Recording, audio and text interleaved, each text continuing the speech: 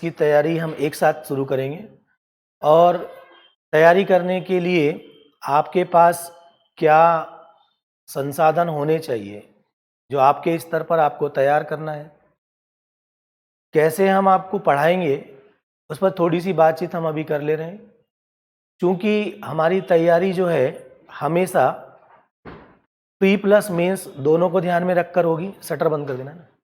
Pre plus mains दोनों को ध्यान में रखकर, शटर नहीं, दरवाजे बंद करना। प्री प्लस मेंस दोनों को ध्यान में रखकर होती है हमेशा से। लेकिन जैसे ही प्री का शेड्यूल आएगा तो मोनू सेठ शटर बंद मत करिए। जैसे प्री का शेड्यूल आएगा तो फिर हम एक्सक्लूसिव प्री पर बैच चलाते हैं। लेकिन जो अंडर ग्रेजुएट्स होंगे उनकी तो क्लास लगातार चलती रहेगी, उनको कोई व्यवधान नहीं होगा। ठीक है। अब अभी आप लोगों को एकदम नए सिरे से चीज़ों को शुरू करना है। कई लोग ऐसे भी होंगे जिनकी 2019 में उन्होंने जो सिलेबस था उसके अनुसार चीज़ों को पढ़ा होगा, लेकिन वहाँ पर जो प्रश्न मुख्य परीक्षा में आते थे, अगर हम 2019 के सिलेबस की बात करें तो 2019 में आने वाले प्रश्न मेंस के प्रश्न थे 3 नंबर के, 6 नंबर के और 15 नंबर के। अब ये चेंज हो गया। इसका मतलब यदि आपने पहले तैयारी की है और आपके पास में जिन जिन सब्जेक्टों को आपने पढ़ा उनके आंसर भी बने हैं, लेकिन वो आंसर बने होंगे 6 नंबर के हिसाब से और 15 नंबर के हिसाब से। 6 नंबर में लिखना होता था 100 शब्द में और 15 नंबर में लिखना होता था 300 शब्दों में। ठीक है। अब आपको 2020 में ये सारी चीज़ें चेंज कर दी गई है। अगर चेंज कर दी गई तो ये 6 नंबर की जगह हो गया है मेंस में, अगर हम बात करें तो 5 नंबर का क्वेश्चन हो गया और 15 नंबर के स्थान पर हो गया है 11 नंबर का। ठीक है। अब ये 300 शब्दों का था, अब ये 300 शब्द की जगह पर ये हो चुका है 200 शब्द का, और ये जो 100 शब्द वाला था ये 5 नंबर में आकर के 50 शब्द का हो चुका। इसका मतलब आपके आंसर को अब आपको अपडेट करना पड़ेगा 50 शब्दों के अनुसार और 200 शब्दों के अनुसार, और 5 नंबर के प्रश्न बनाने 11 नंबर के। इसीलिए जो कॉपी आप लोगों की बनी होगी, जो पुराने लोग हैं उनको एक बार नए सिरे से पूरे सिलेबस के अनुसार फिर से चीज़ों को नए तरीके से बनाना पड़ेगा। उसका एक कारण और है। आप देखिएगा मेंस का जब हम सिलेबस देखते हैं तो पहले पूरा सिलेबस एक साथ उन्होंने लिख दिया और 150 नंबर का प्रश्न आता था एक खंड से, दूसरे खंड से 150 नंबर, पूरे पेपर में 300 नंबर का प्रश्न होता था। ठीक है। अब उन्होंने इसको और बदला। अब आपको यहां पर दे दिया है यूनिट। अब आपकी तैयारी होनी चाहिए यूनिट वाइज। ठीक है। और प्रत्येक यूनिट जो है वो 30 नंबर का होता है। ठीक है ना। 30 नंबर का प्रत्येक यूनिट होगा। इस 30 नंबर में आपके पास 3 नंबर वाले 3 प्रश्न होते हैं, 5 नंबर वाले 2 प्रश्न होते हैं और 11 नंबर का एक प्रश्न होता है एक यूनिट में। तो 9 नंबर ये हो जाएंगे, 9 और 10 19 और एक 11 नंबर का 30 नंबर। प्रत्येक यूनिट में इतने प्रश्न आपको आने हैं। 3 छोटे प्रश्न, 2 50 शब्द वाले यानी 5 नंबर के, और एक बड़ा प्रश्न प्रत्येक यूनिट से आना है। इसलिए अब आपकी तैयारी जो है यूनिट बेस्ड होनी चाहिए। एक एक यूनिट को आप तैयार करें। इसीलिए मेरा सुझाव है कि आप प्रत्येक यूनिट की अलग अलग कॉपी बनाएं। ध्यान से सुन लीजिए, प्रत्येक यूनिट की अलग अलग कॉपी बनाएं, ज़्यादा बेहतर। हो सकता है कि कोई एक ऐसा विषय हो जिसमें बहुत छोटा यूनिट है तो उसकी 2 यूनिट को मिलाकर एक कॉपी बना लिया, लेकिन अब आपको कॉपी बनानी है यूनिट वाइज, न कि विषय वाइज। ठीक है। छोटी छोटी कॉपियां होंगी यूनिट वाइज, उस यूनिट से रिलेटेड सारी चीज़ें उसमें आपको लिखना चाहिए। ये हमारे अनुसार है। हो सकता है आप अपनी पॉलिसी अपने अनुसार बनाएं। ठीक है। तो 30 नंबर का प्रश्न एक यूनिट से आता है मेंस में, और वो 5 नंबर का होगा, 11 नंबर का होगा, 3 नंबर के 3 प्रश्न होंगे। 5 नंबर के प्रश्नों को 50 शब्दों में लिखना है तो बहुत कम शब्द लिखने हैं, लेकिन सारी बातें लिखनी है। यहाँ पर बहुत ज़्यादा समीक्षात्मक चीज़ों को लिखनी पड़ेगी, ठीक है। समाज शैली में लिखना पड़ता है, ऐसा कह सकते हैं। कम शब्द लिखा लेकिन बहुत सारी बातें उसमें आ जाना चाहिए। ये लिखने की कला इकट्ठे डेवलप नहीं होती है, उसके लिए थोड़ा धीरे धीरे अनुभव आता है, तब आएगी चीज़ें, ठीक है ना। इसलिए आप ध्यान रखिए कि ये जो सेक्शन है इनको आप इस तरीके से यूनिट वाइज बनाएं। अब आते हैं, ये तो 2019 से 20 में क्या चेंज हुआ ये हमने आपको बता दिया। अब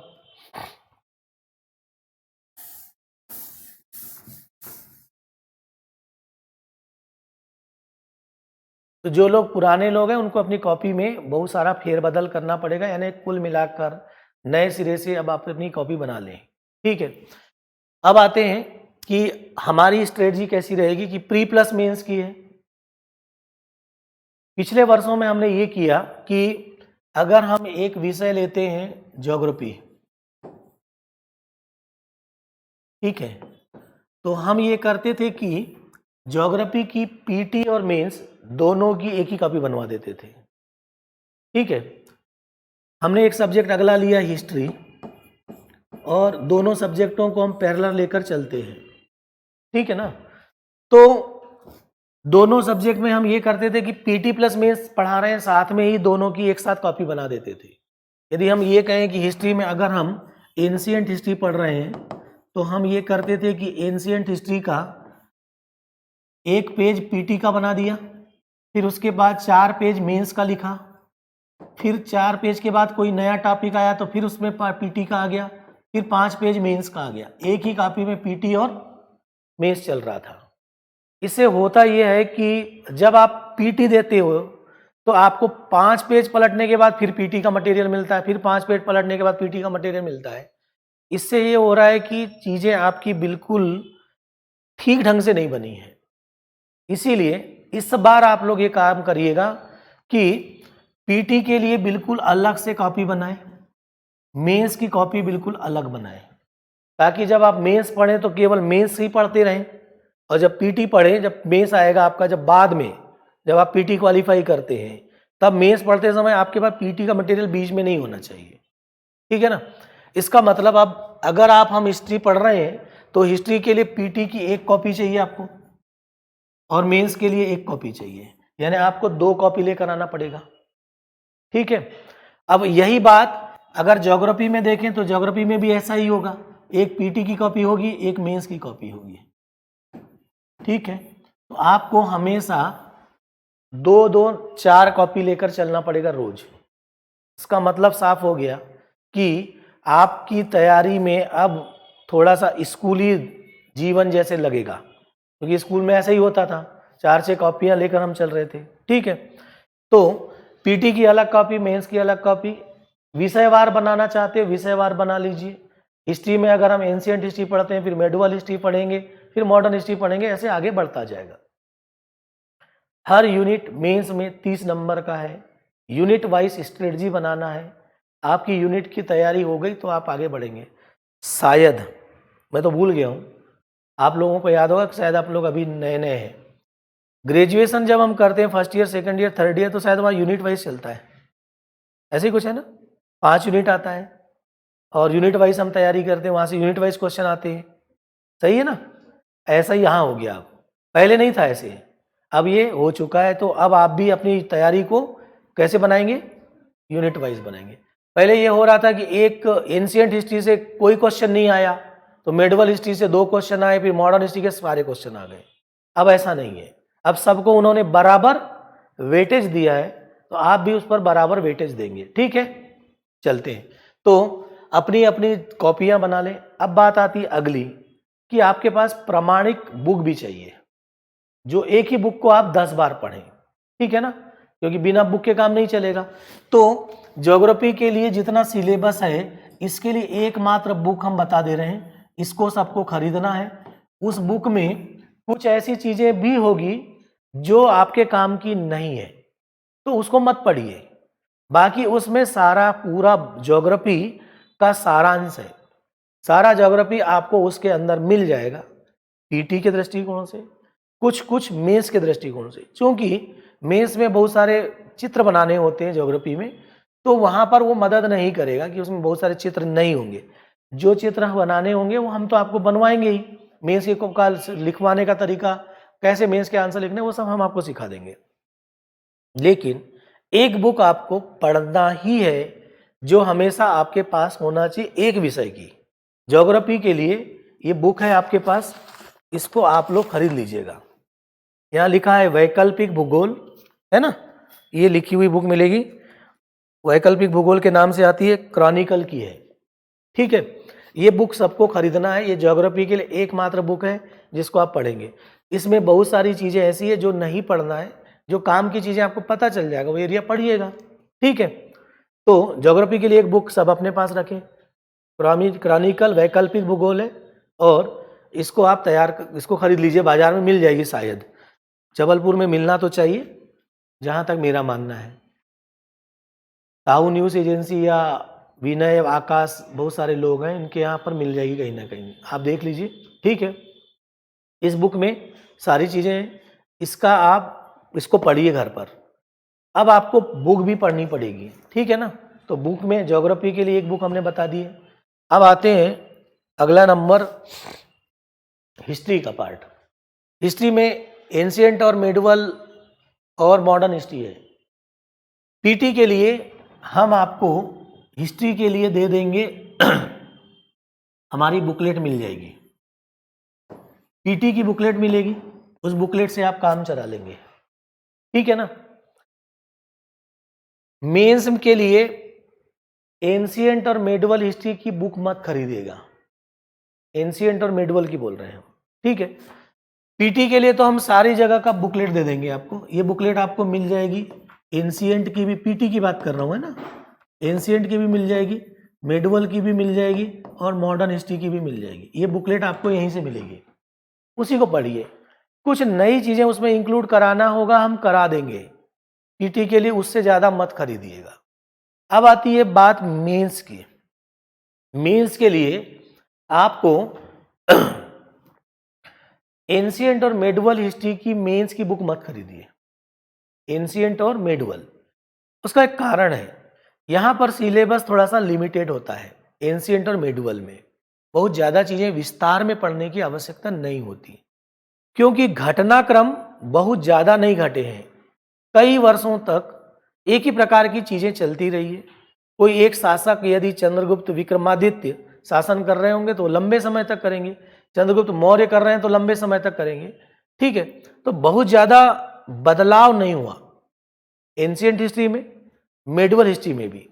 लेकिन जैसे ही हम मॉडर्न हिस्ट्री में आते हैं, तो मॉडर्न हिस्ट्री में देश के भीतर भी बड़े बड़े बदलाव हुए। बहुत सारी संस्थाएं बन गई, बहुत सारे समाचार पत्र आए, धार्मिक संस्थाएं बनी, राजनीतिक संस्थाएं बनेगी। फिर उत्तर भारत में अलग घटनाक्रम चलेंगे, दक्षिण भारत में अलग चलेगा, नॉर्थ ईस्ट में अलग चलेगा।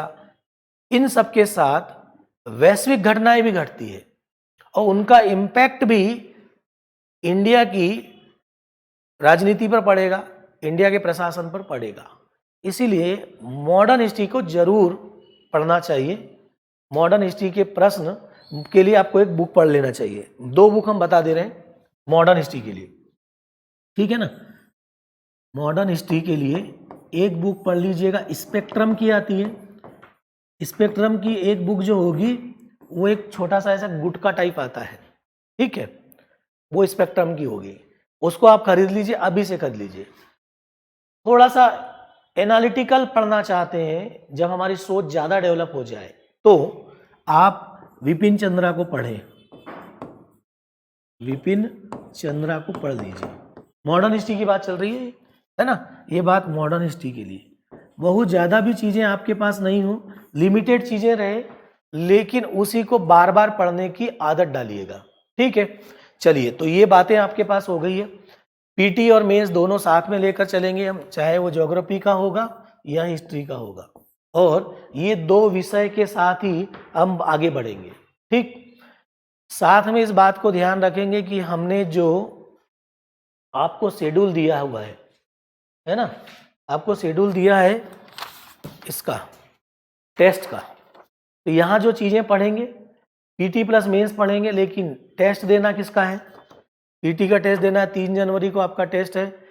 टेस्ट में तो आपको इन्वॉल्व होना ही है अनिवार्य था, तो टेस्ट की तैयारी में ये टेस्ट शेड्यूल आप फॉलो करिए। और सबको टेस्ट शेड्यूल भेज दिया गया, जिनको नहीं मिला होगा तो वो हमारे ग्रुप पर डाला होगा।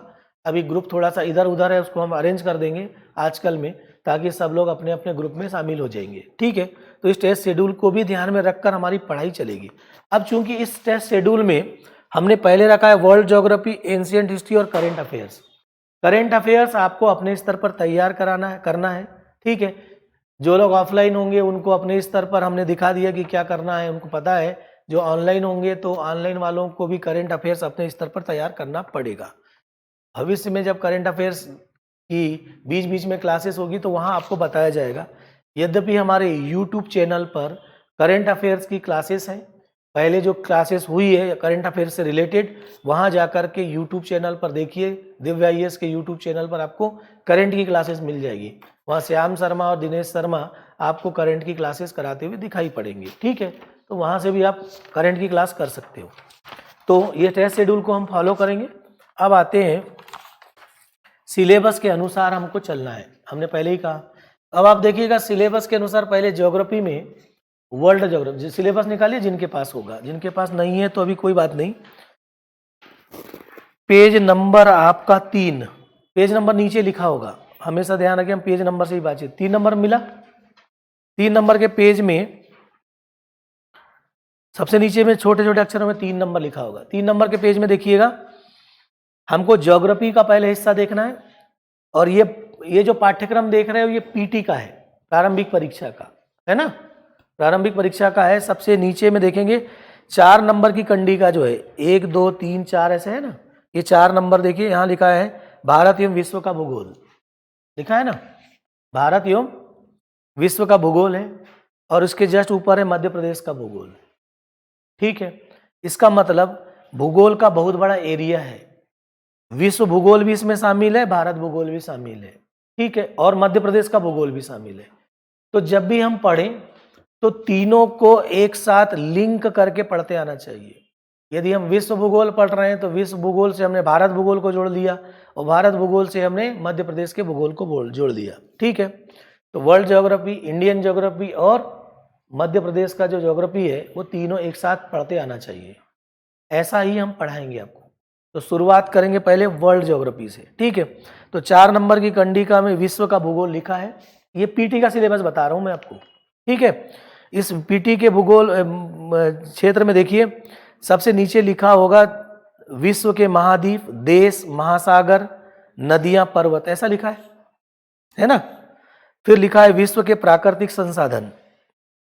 ठीक है, फिर उसके जस्ट ऊपर देखोगे तो आर्थिक भूगोल लिखा है, प्राकृतिक एवं मानवीय संसाधन, उद्योग, यातायात के साधन। ठीक, और इनके सबसे ऊपर वाले जितने हिस्से हैं वो भारत भूगोल का पार्ट है, कि भौतिक भूगोल, भौतिक विशेषताएं, प्राकृतिक प्रदेश, वन, खनिज संपदा, जल, कृषि, वन्य जीव, राष्ट्रीय उद्यान, अभ्यारण्य, सफारी, और फिर जनसंख्या भूगोल से रिलेटेड भी है।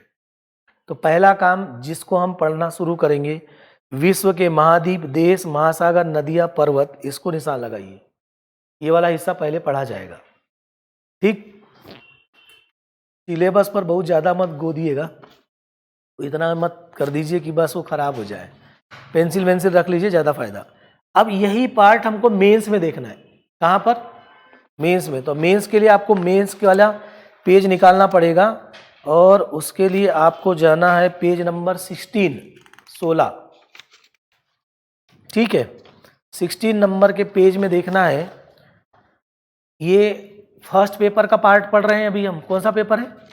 First paper. ठीक है, ज्योग्राफी फर्स्ट पेपर में पार्ट बी में है। यहाँ लिखा होगा सबसे 16 नंबर के पेज में मिला, सबसे ऊपर लिखा है भूगोल, लिखा ना, और उसमें 5 इकाइयाँ हैं। कितनी इकाई है? 5। तो अब आपको सिलेबस भी याद होना चाहिए। तो उसमें पहले नंबर की इकाई में विश्व भूगोल मिला। कौन सा है? विश्व भूगोल पहले नंबर पर है, और उसमें लिखा हुआ है विश्व भूगोल में कि प्रमुख भौतिक लक्षण, पर्वत, पठार, मैदान, नदियां, झीलें और हिमनद। ठीक। ठीक है, यहाँ पर्वत पठार मैदान नदियाँ झीलें दिया गया। फिर प्रमुख भौगोलिक घटनाएं लिखी है, भूकंप, सुनामी, ज्वालामुखी क्रिया, चक्रवात। फिर विश्व की जलवायु, जलवायु एवं ऋतुएं, वर्षा का वितरण, जलवायु प्रदेश, जलवायु परिवर्तन, उसके प्रभाव, ये विश्व भूगोल में है। ठीक है, ये यानी ये यूनिट कितने नंबर की? 30 नंबर। मेंस में कितने नंबर की होगी? 30 नंबर। इतने से हिस्से से आएगा, ठीक है, मेंस में। फिर अगली यूनिट भारत भूगोल है, देखो नीचे, वो भी 30 नंबर की आएगी। उसमें भी वैसे ही वैसा लिखा है, देखो, अगर विश्व भूगोल का पहली कंडिका में लिखा पर्वत पठार मैदान नदियां झीलें हिमनद, लिखा है ना, ऐसा ही पर्वत पठार मैदान झीलें नदियां भारत भूगोल में लिखी है। ये भारत के पर्वत, उसके पठार मैदान नदियां झीलें हिमनद, समझ में आ गई बातें? ठीक है, तो ये पर्वत पठार नदियां झीलें हिमनद जो है, यही हिस्सा भारत में भी है, ये विश्व में भी है। यही हिस्सा कहां पर है? भारत में भी है। अब आप जाएंगे मध्य प्रदेश का भूगोल, नीचे जाओ, है ना, तो मध्य प्रदेश के भूगोल में भी वही है। ये तो लिखा है प्रमुख भू आकारिकी यानी जियोमॉर्फिक लिखा है, उसमें लिखा है प्रदेश, उसमें लिखा है नर्मदा घाटी मालवा के पठार की विशेषता के संदर्भ में, लिखा है ना। तो यहां पर भी ये जो नर्मदा घाटी है, पठार है, ये मध्य प्रदेश का हो गया। मध्य प्रदेश के पर्वत, मध्य प्रदेश के पठार, मैदान, नदियां, झीलें, ऐसे। मतलब हमने अभी कहा था आपसे, एक चीज आप पढ़ रहे हो तो उसको क्या करते जाओगे, तीनों जगह पर लिंक करोगे। बात समझ आई ना? पहले विश्व का पर्वत पठार पढ़ा, फिर भारत का पर्वत पठार, फिर मध्य प्रदेश के पर्वत पठार। तो एक जैसी बातें करेंगे आप पर्वत पठार मैदान नदियां झीलों में। ठीक है, आ गई ना बात समझ में? इससे फायदा ये होता है कि हम चीजों को लिंक कर पाते हैं। एक ही बात को पढ़ा तो उसको सब जगह जोड़ दिया। हमको भी पढ़ाते समय ज्यादा मेहनत नहीं करनी पड़ती, ठीक है, ज्यादा मेहनत करने की हमको आवश्यकता नहीं पड़ती है, हम एक साथ चीजों को कवर कर लेते हैं। ठीक, चलिए, तो ये हो गया मेंस का सिलेबस, हुआ ना। ऐसा ही सिलेबस किसका है? पीटी का है। तो पीटी में भी देखते चलना है। पीटी वाला पहले था, कितने नंबर का पेज था? 3 नंबर का पेज। सिलेबस रोज आपकी नजर के सामने रहना चाहिए, बिना सिलेबस के आपका काम नहीं चलेगा। ठीक है, चलिए, तो अब आते हैं, ये तो बात हो गई ज्योग्राफी की। अभी हम ज्योग्राफी से शुरू करेंगे। इसके बाद आधा टाइम ज्योग्राफी पढ़ेंगे और फिर आधा टाइम क्या पढ़ेंगे? हिस्ट्री पढ़ेंगे। तो 2 विषय एक साथ चलेंगे आपके पैरेलल, है ना। ठीक है, अभी थोड़ा शुरू होने में लगता है टाइम समय, तब एडजस्ट हो जाएगी चीजें तो आगे बढ़ जाएंगे। अब आते हैं ज्योग्राफी में।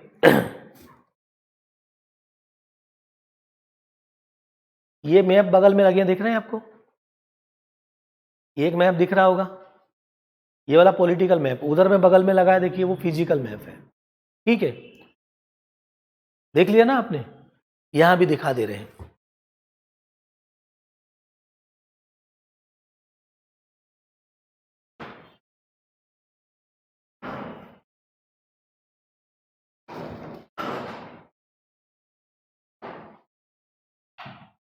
देखिए, ये जो मैप है, इसमें बहुत सारे रंग है ना, दिख रहा है? पहला काम जब भी हम पढ़ते हैं तो रंग मतलब कलर देखना सीखे। ठीक, यहां बहुत सारी चीजें कलर कर करके दी गई है, बहुत सारे कलर हैं। ये हमारा पॉलिटिकल मैप है। कौन सा? Political map. अलग अलग देशों को अलग अलग दिखाने के लिए इसका उपयोग किया जाता है। ठीक, मतलब हम समझ जाएंगे कि अगर ये कलर है तो ये एक देश होगा, जैसे ही अगले कलर में गए तो अगला देश आ जाएगा, है ना। फिर अगले इसमें आएंगे तो अगला देश आएगा। ये अलग अलग कलर से दिखाने का मतलब यही है कि देशों को अलग अलग दिखाना है ताकि आपको पढ़ने में आसानी हो जाए। ठीक, ये पॉलिटिकल मैप है। चूंकि आपके पीटी में लिखा था विश्व के महाद्वीप महासागर, अच्छे से याद करो। पीटी का मैंने पहले बार सिलेबस बताया ना आपको, उसमें क्या था? विश्व के महाद्वीप महासागर, ऐसा लिखा था पीटी वाले में। ठीक है, तो उस पर भी हम बात करेंगे। अभी एक सामान्य बातचीत करें। जब आप मैप को देखते हैं तो देखने का नजरिया कैसा होना चाहिए, ठीक है ना।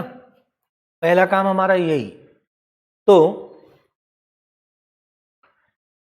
विश्व के महाद्वीप महासागर ऐसा पीटी में था, लेकिन जब मेंस में गए तो हमने देखा पर्वत, पठार, मैदान, नदियां, झीलें, ऐसा था। सही कह रहा हूं? चीजों को याद रखने की आदत डालिए। चलते हैं। अब इन सब चीजों को पढ़ने के लिए पहला काम हमारा है कि पहले कलर देखें। ये पॉलिटिकल मैप में हम कलर देख रहे हैं, तो एक कलर से दूसरे कलर में जाने पर देश अलग अलग दिखते हैं। ठीक है। अब ये वाला हिस्सा अगर आप देख रहे हैं अच्छे से, तो ये विश्व का एक अलग महाद्वीप है, ये है ना। एक महाद्वीप यहां पर बड़ा सा दिख रहा है। इसी महाद्वीप के बगल में यहां पर देखिए, ठीक है। यहां पर अगर हम देखेंगे तो इसी महाद्वीप का एक छोटा सा द्वीप है। ये क्या है? द्वीप। ये जो ब्लू कलर दिख रहा है, ये पानी वाला हिस्सा, इसका हिस्सा है पानी वाला। पानी वाले हिस्से को हम जल बोलते हैं। सही है। और ये वाला जो हिस्सा है, ये मिट्टी वाला हिस्सा है, इसको हम बोलेंगे स्थल बोलेंगे, है ना। जल और क्या? स्थल। ये जो स्थलीय भाग है, हमने आपने बहुत पढ़ा पहले कि पूरे पृथ्वी के 29% हिस्से पर क्या है? ऐसा हिस्सा है। ठीक है। और पूरे पृथ्वी के ये जो ब्लू कलर का जितना हिस्सा दिख रहा है, ये जलीय भाग जो है, ये 71% हिस्से पर है। ठीक है। 71% हिस्से पर जल है और 29% हिस्से पर क्या है? स्थल है। ठीक। ऐसा भी कह सकते हैं कि लगभग 1/3 हिस्सा, है ना। 100 का अगर 1/3 कितना होगा? 33%। हमने लगभग जोड़ दिया। लगभग 1/3 हिस्से पर क्या है?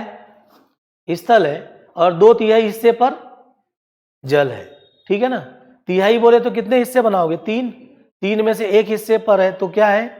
जल है, और 2 हिस्से पर स्थल है, और 2 हिस्से पर पता चल गया। हम तो बात ये कह रहे थे कि इस जल के भीतर, ये जलीय हिस्सा है ना, इस जल के भीतर छोटा सा जमीन का हिस्सा यानी स्थल भाग है, उसको हमने नाम दिया क्या? द्वीप। इसी जल के भीतर स्थल का बड़ा भाग है, उस बड़े भाग को कहेंगे ये वाला बड़ा भाग है ना। तो इसको बोला द्वीप। तो बड़े को बोलते हैं क्या? महा बोलते हो ना, तो क्या नाम पड़ जाएगा? पड़ गया? कुछ समझ में आई बात? जल के भीतर स्थल का छोटा हिस्सा था, उसको हमने नाम दिया द्वीप। उसी जल के, पूरा जल मान लो, तो इसी जल के भीतर स्थल का जो भाग है, ठीक है, उसको हमने नाम क्या दिया? महाद्वीप। ठीक है। तो ऐसे ये वाला हिस्से को हम महाद्वीप बोलेंगे, और इन छोटे छोटे हिस्सों को, ये दिख नहीं रहा होगा दूर से, है ना, इसको क्या बोलेंगे? द्वीप बोलेंगे। ऐसे पानी के भीतर बहुत सारे छोटे छोटे द्वीप है। ये यहाँ एक द्वीप है, ये एक द्वीप है, ये द्वीप है, छोटे छोटे हिस्से हैं। ठीक है। इसलिए कहते हैं कि जब ध्रुवीय क्षेत्रों की बर्फ पिघलेगी, है ना, कहाँ की? ध्रुवीय क्षेत्रों की बर्फ पिघलेगी तो ये वाले हिस्से पहले डूबेंगे, क्योंकि वो कहाँ पर है? पानी के भीतर है। फिर डूबने वाला हिस्सा कौन सा होगा? अगर बर्फ पिघलती है तो जल का स्तर बढ़ेगा, तो ये किनारे किनारे का हिस्सा पहले डूबेगा। किनारे का हिस्सा डूबेगा ना। सही है। कौन सा डूबेगा, कौन सा नहीं डूबेगा, वो आगे बहुत सारी बातें हम आपसे करेंगे। अभी तो हम सिर्फ ये बताना चाह रहे हैं कि जल के भीतर जो हिस्सा वो द्वीप कहलाया, और उसी से बड़ा हिस्सा क्या कहलाया? महाद्वीप कहलाया। तो ये अब इसको देखकर हमने कहा कि ये क्या है?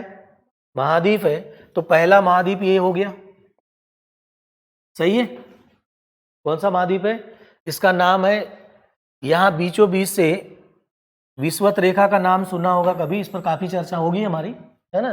क्लाइमेटोलॉजी जब पढ़ते हैं तो इसी पर पूरी बेस्ड होती कहानी, है ना। तो ये विषुवत रेखा है, इस विषुवत रेखा के उधर वाला हिस्सा जो है उसको उत्तरी गोलार्ध बोलेंगे, नीचे वाला हिस्सा जो दक्षिणी गोलार्ध बोलेंगे। मैं भी छोटी सी बात बता दूं, इस विषुवत रेखा के इधर में जाएंगे तो ये उत्तर वाला हिस्सा क्या कहलाएगा, उत्तर वाला हिस्सा, है ना। विषुवत रेखा यानी इक्वेटर, ठीक है। तो इक्वेटर के इधर वाला हिस्सा उत्तर का हिस्सा है, इसको उत्तरी गोलार्ध बोलेंगे। इसी विषुवत रेखा के नीचे वाला हिस्सा जो है वो दक्षिण वाला है, तो दक्षिणी गोलार्ध बोलेंगे। क्या बोलेंगे, दक्षिणी गोलार्ध। चूंकि ये हिस्सा जो है इसको अमेरिगो वेस्प ने खोजा था। किसने, अमेरिगो वेस्प। अमेरिगो वेस्प नामक व्यक्ति ने पहली बार इसको खोजा, इसीलिए इसके नाम पर उसका नाम रख दिया गया अमेरिका। क्या नाम रखा गया, अमेरिका रख दिया गया। खोजने वाला कौन था, कैसे खोजा, क्या खोजा, उसकी पूरी कहानी सुनाएंगे हम आपको। हर चीज कहानी के माध्यम से पढ़ाई जाएगी तो लंबे समय तक याद भी रहेगा। चूंकि ये विषुवत रेखा के उत्तर में इसका नाम अमेरिका है, तो उत्तर में होने के कारण इसका नाम पड़ जाएगा उत्तर अमेरिका। क्या नाम पड़ेगा, खोजा किसने था, अमेरिगो वेस्प ने, ठीक है। अब अमेरिगो वेस्प ने खोजा तो वो रहने वाला कहाँ का था, ये दिमाग में बात आना चाहिए, ठीक है। वो खोजने के लिए क्यों निकला, कब निकला, ठीक है ना, कब निकला, क्यों निकला, क्या उसके दिमाग में ऐसी बात आई। तो ये हिस्सा कैसा है, पानी वाला हिस्सा, ठीक है, पानी वाला हिस्सा है ना। तो अमेरिगो वेस्प यहां से निकलते हैं खोजने के लिए, और यहां से निकल करके जब वो खोजने आते हैं तो पहले वो पहुंचते हैं यहां, इस पूरे हिस्से को बोला गया अमेरिका, दोनों को। लेकिन ये उत्तर में था इसलिए नाम पड़ गया उत्तर अमेरिका, और ये इसके दक्षिण में था तो इसका नाम क्या पड़ेगा, दक्षिण अमेरिका। तो दूसरा महाद्वीप कौन सा हो गया, एक हो गया उत्तर अमेरिका, दूसरा नंबर द्वीप किसको बोलते हैं, महाद्वीप किसको बोलते हैं, पता चल गया, चल गया ना। इसका नाम अमेरिका क्यों पड़ा, इसका नाम ऐसा क्यों पड़ा, चल गया पता, ठीक है। आगे बढ़ते, दो महाद्वीप हो गए। चलते हैं अगली बात। अब एक और बात याद रखना है, जब भी दो महाद्वीपों को हम पढ़ें, जो जो चीजें आपकी काम की लगे आप लिखते भी जाइएगा, है ना, पेन आपकी चालू रहना चाहिए, जो लिखते जाएंगे वही लंबे समय तक काम आएगा, ठीक है। भले वो रफ टाइप की कॉपी आपकी अभी बन रही होगी, शुरुआती दौर है तो ऐसा हो सकता है, ठीक। तो ये उत्तर अमेरिका है और ये दक्षिण अमेरिका। अब ये उत्तर अमेरिका और दक्षिण अमेरिका, इन दोनों को अलग कोई ना कोई चीज कर रही होगी जहां से वो अलग होगा, ठीक है। ये दो भाग अलग अलग हो जाएंगे, ठीक। तो उत्तर अमेरिका और दक्षिण अमेरिका को अलग कौन कर रहा है, देखो यहां देखते हैं, यहां पर ये बड़ा हिस्सा दक्षिण अमेरिका, ये उत्तर अमेरिका है, यहां इसका छोटा सा हिस्सा है, ये वाला हिस्सा यहां से काट दिया गया, यहां से काट करके इन दोनों हिस्सों को अलग किया गया, है ना। और यहां से काटने के बाद जब भी काटते हैं तो एक नहर बनाते हैं, इसका नाम है पनामा नहर। क्या नाम है, तो क्वेश्चन आपको ये जो महाद्वीप और महासागर वाला था ना, उसमें अभी मैं सामान्य बातचीत कर रहा हूं, अभी कोई हम पढ़ा नहीं रहे, बस ये है कि कुछ सामान्य जानकारी आपको लगे, ठीक है। तो पनामा नहर किन दो महाद्वीपों को अलग करती है, उत्तर अमेरिका और दक्षिण अमेरिका को, ठीक। एक बात हो गई, तो आपने पनामा नहर लिख लिया। अब बात फिर हमारे दिमाग में आना चाहिए, हम हमेशा यही बात पूछेंगे आपसे कि आप पढ़ेंगे तो कारण सहित खोज के पढ़िए, ये पनामा नहर क्यों बनाई गई होगी, इसकी क्या जरूरत पड़ गई, नहीं बनाते तो काम नहीं चलता क्या, ऐसे प्रश्न आपके दिमाग में आना चाहिए। यही पढ़ने का तरीका है, ऐसे नहीं कि कोई ने बोला पनामा नहर यहां है वहां जोड़ दिया है, ऐसे नहीं चलता। क्यों बनाए पनामा नहर, किसने बनाया, कब बनाया, ठीक है। अब इसको बनाए तो क्या फायदा मिला, समझ गए आप बात हमारी। इसी तरीके से आपके पढ़ने की तैयारी होनी चाहिए। मैं आपको एक और बात कहा था हमने कल, याद होगा, कि हर चीज हम कनेक्ट कर देंगे आपके साथ, यानी हिस्ट्री, ज्योग्राफी, पॉलिटी, इकोनॉमी सब एक साथ कनेक्ट कराने की कोशिश करेंगे, ताकि एक साथ आप बहुत सारे कॉन्सेप्ट को बना पाओगे। ठीक है, ये प्रयास इस बार किया जाएगा। चलते हैं। तो पहला प्रश्न ये दिमाग में रखिए, मैं पूछूंगा आपसे, इस पर मैं बाद में बात भी करूंगा। अभी तो मैं सिर्फ एक फैक्ट आपको बता रहा हूं। क्या चीज? क्या भाई? पनामा नहर क्या कर रही है? उत्तर अमेरिका और दक्षिण अमेरिका को अलग कर रही है। लेकिन जब भी नहर बनाते हो, ध्यान से देख लो, जितनी नहरें निकली है वो नहरें जोड़ने का काम भी करती है। क्या काम करती है? तो जोड़ेंगे किसको? देखो, इधर वाला पानी और इधर का पानी दोनों जुड़ जाएगा, जुड़ेगा ना। इधर वाले पानी के हिस्से को, ये पूरा जो पानी है ये, फिर वही बात, छोटा सा पानी का हिस्सा अगर देखोगे, छोटा सा है ना, तो यहां देखिए ये पानी का हिस्सा यहां भी दिख रहा है, ऐसा दिख रहा है ना पानी का हिस्सा, ये यहां पर पानी का हिस्सा है, देखो ये। ठीक, इस पानी के हिस्से पर बात करते हैं जल्दी से। ये पानी का हिस्सा इधर जो स्थलीय भाग है उसके, और इधर जो स्थलीय भाग है उन दोनों के बीच में है, उन दोनों के बीच में है, इसलिए इसको बोलते हैं भूमध्य। क्या बोलते हैं? भूमध्य। ठीक है, भू के मध्य में पानी वाला हिस्सा है, उसको बोलते हैं सागर। तो इसका नाम क्या है? नाम क्यों पड़ा पता चल गया। अब इसका नाम ऐसा क्यों पड़ा, इसके पीछे एक और कहानी सुनाएंगे हम। ढेरों प्रश्न आपके सामने खड़े करेंगे और आपके दिमाग में भी खड़े होना चाहिए। इसका नाम क्या पड़ा? भूमध्य सागर। पड़ गया? भू के बीच के, भू के मध्य में एक सागर है। ठीक, अब आप देखो, हमने यहां पर जब छोटा सा द्वीप था यहां पर, तो इसको छोटे से भाग को, स्थल को द्वीप बोला, और इसको क्या बोला? अब इसको अगर हमने सागर बोला तो इसको क्या बोलोगे? महासागर बोलोगे। महा का मतलब बड़ा।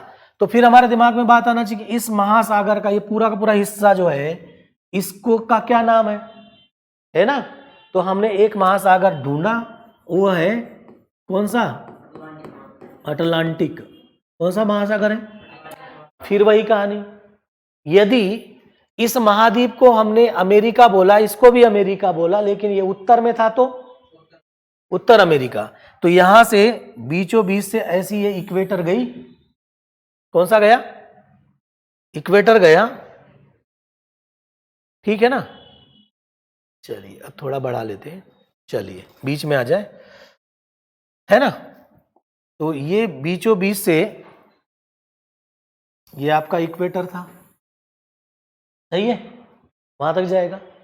अब ये हमने कहा था कि ये उत्तर अमेरिका, ये दक्षिण अमेरिका, ये इसका नाम अटलांटिक। तो अगर ये अटलांटिक है, ये उत्तर में है इधर वाला हिस्सा, तो ये दक्षिण वाले को दक्षिण अटलांटिक, और इसको, तो ये हो गया उत्तरी अटलांटिक, है ना, उत्तरी अटलांटिक, और ये दक्षिणी अटलांटिक होगा। एक महासागर का नाम क्या है?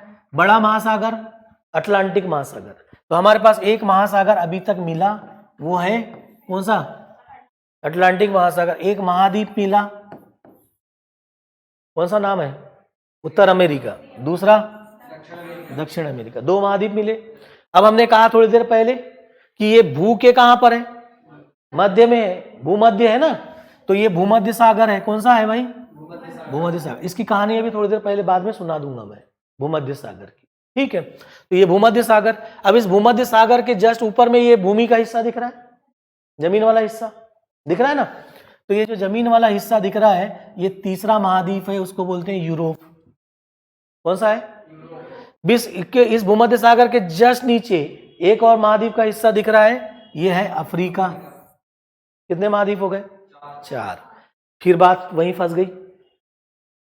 जब भी हम जाएं, पीछे की चीजों को कनेक्ट करते करते बढ़ेंगे। उत्तर अमेरिका और दक्षिण अमेरिका के बीच से हमने यहां से क्या निकाली थी? एक नहर, नाम पनामा नहर। तब बनी जब फर्स्ट वर्ल्ड वॉर चालू हुआ। फर्स्ट वर्ल्ड वॉर कब चालू हुआ? बहुत पढ़ के आए हम, तीसरी चौथी पांचवी से पढ़ रहे हैं, तो बहुत सारी चीजें जो पहले पढ़ी उसको याद भी रखना। कब हुआ शुरू? 1914 में। 1914 में इस पनामा नहर को बनाया गया, 1914 में बना। दो महाद्वीप को अलग किया, किसको किसको? उत्तरी अमेरिका और उत्तर अमेरिका और दक्षिण अमेरिका को अलग किया और दो महासागरों को जोड़ा। पहला महासागर का नाम अटलांटिक, और इधर एक महासागर है बहुत बड़ा, प्रशांत, तो हम इसको लिख देंगे पहला वाला। पहला नंबर कौन सा महासागर? प्रशांत महासागर, और दूसरा वाला अटलांटिक महासागर। दोनों को जोड़ने के लिए नहर पनामा नहर दो महाद्वीपों को अलग करती है। दो महाद्वीपों को क्या कर दिया? अलग कर दिया। दो पानी वाले क्षेत्रों को जोड़ दिया। ठीक है, तो जो पानी वाले क्षेत्रों को जो भी चीजें जोड़ती है उसको नाम दिया जाता है जल संधि। क्या नाम बोलते हैं? फिर बात करते हैं। 12वीं में पढ़ा होगा आपने, संधि था, पढ़ा है? जिनने फिजिक्स केमिस्ट्री पढ़ा होगा, पीएन संधि डायोड, नाम सुना था? पीएन संधि डायोड है ना। फिर ट्रांजिस्टर बनाया, पीएनपी ट्रांजिस्टर, एनपीएन ट्रांजिस्टर, है ना, पढ़ा था कि नहीं? तो पीएन संधि डायोड, पी प्रकार के और एन प्रकार के अर्धचालक को क्या करते हो? जोड़ते हो। पी प्रकार में होल होता है, एन प्रकार में इलेक्ट्रॉन होता है, पता है कि नहीं? ठीक है, और उन जब दोनों को हम जोड़ते हैं तो जोड़ने वाला आपने देखा होगा ऐसे ऐसे जोड़ते थे, ठीक है, याद है कि नहीं? ठीक, ये हमने संधि बनाया था, ऐसे जोड़ते थे वहां पर। ये जो संधि वाला हिस्सा ये था, अगर इधर पी प्रकार का इधर एन प्रकार का है तो इधर के होल इधर जाएंगे, याद है कि नहीं? बिल्कुल यही काम, संधि यानी दो स्थानों को जोड़ने वाला भाग। अब संधि किसके साथ है? जल के साथ, तो क्या कहेंगे हम उसको? जल वाले इस भागों को जोड़ने वाला। तो जल वाले भाग को जोड़ने का काम तो पनामा नहर ने भी किया। तो पनामा नहर भी एक प्रकार की क्या है? जल संधि है, जो दो महासागरों, एक प्रशांत और दूसरा अटलांटिक को क्या करती है? जोड़ती है। ठीक है, बात समझ में आ गई है? ठीक, जो चीजें आपको मिल रही है अभी वो लिखते जाइए। मैं तो कहानी सुनाना चाहता हूं कि आपको सोचने का तरीका क्या रहे। चलें आगे। 4 महाद्वीप मिल गए, 2 महासागर मिले। कितने महासागर मिले? 2। ये महाद्वीप के बारे में कुछ कुछ जानकारी मिल गई। अभी हम बीच बीच के रास्ते मुख्य बातें पकड़े, मुख्य मुख्य हिस्से को पकड़े। तो हमने मुख्य हिस्सा कौन सी नहर पकड़ा? अब आते हैं इन दोनों के बीच। इन दोनों के बीच में कौन है? भूमध्य सागर है ना, भूमध्य सागर। अब भूमध्य सागर इधर यूरोप और इधर क्या है? अफ्रीका। अब इन दोनों के बीच में भूमध्य सागर है, लेकिन यहां पर देखिएगा एक छोटा सा हिस्सा दिखेगा जो दोनों को, इन भाग को और इस भाग को अलग कर रहा है। यहां पर छोटा सा हिस्सा है, ठीक है। इस छोटे से हिस्से पर एक देश है स्पेन। कहां पर है? स्पेन, दिखाएंगे हम। उस स्पेन का जो अंतिम बिंदु है, यहां पर एक छोटा सा शहर है, छोटा सा शहर है। उस शहर का नाम है जिब्राल्टर। क्या नाम है?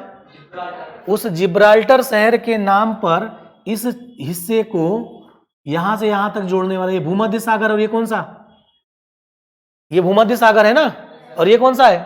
अटलांटिक नहीं बोलेंगे, अब क्या बोलेंगे? उत्तरी अटलांटिक, क्योंकि इसको क्या बोलोगे? तो यहां पर एक जिब्राल्टर नाम का शहर है। कौन सा शहर? जिब्राल्टर नाम का शहर है। वो शहर एक्चुअली है स्पेन का। यहां एक देश कौन सा है? स्पेन है। उस स्पेन देश का एक शहर है जिब्राल्टर। लेकिन उसी जिब्राल्टर नाम के शहर पर ये देखो, ये एक देश दिख रहा है, देश है ये, है ना? क्या है? देश है। उस देश का नाम है ब्रिटेन। क्या नाम है? ब्रिटेन ने अपने जहाजों को यहां से इधर ले जाने के लिए, ठीक है, अपने जहाजों को ले जाने के लिए इस जिब्राल्टर शहर पर कब्जा कर लिया। यानी उसको अपना उपनिवेश बनाया, उसको गुलाम बनाया। जैसे किसको बनाया था? इंडिया को बनाया। वैसा ही उसने किसको बना लिया? जिब्राल्टर नाम का शहर है यहां पर।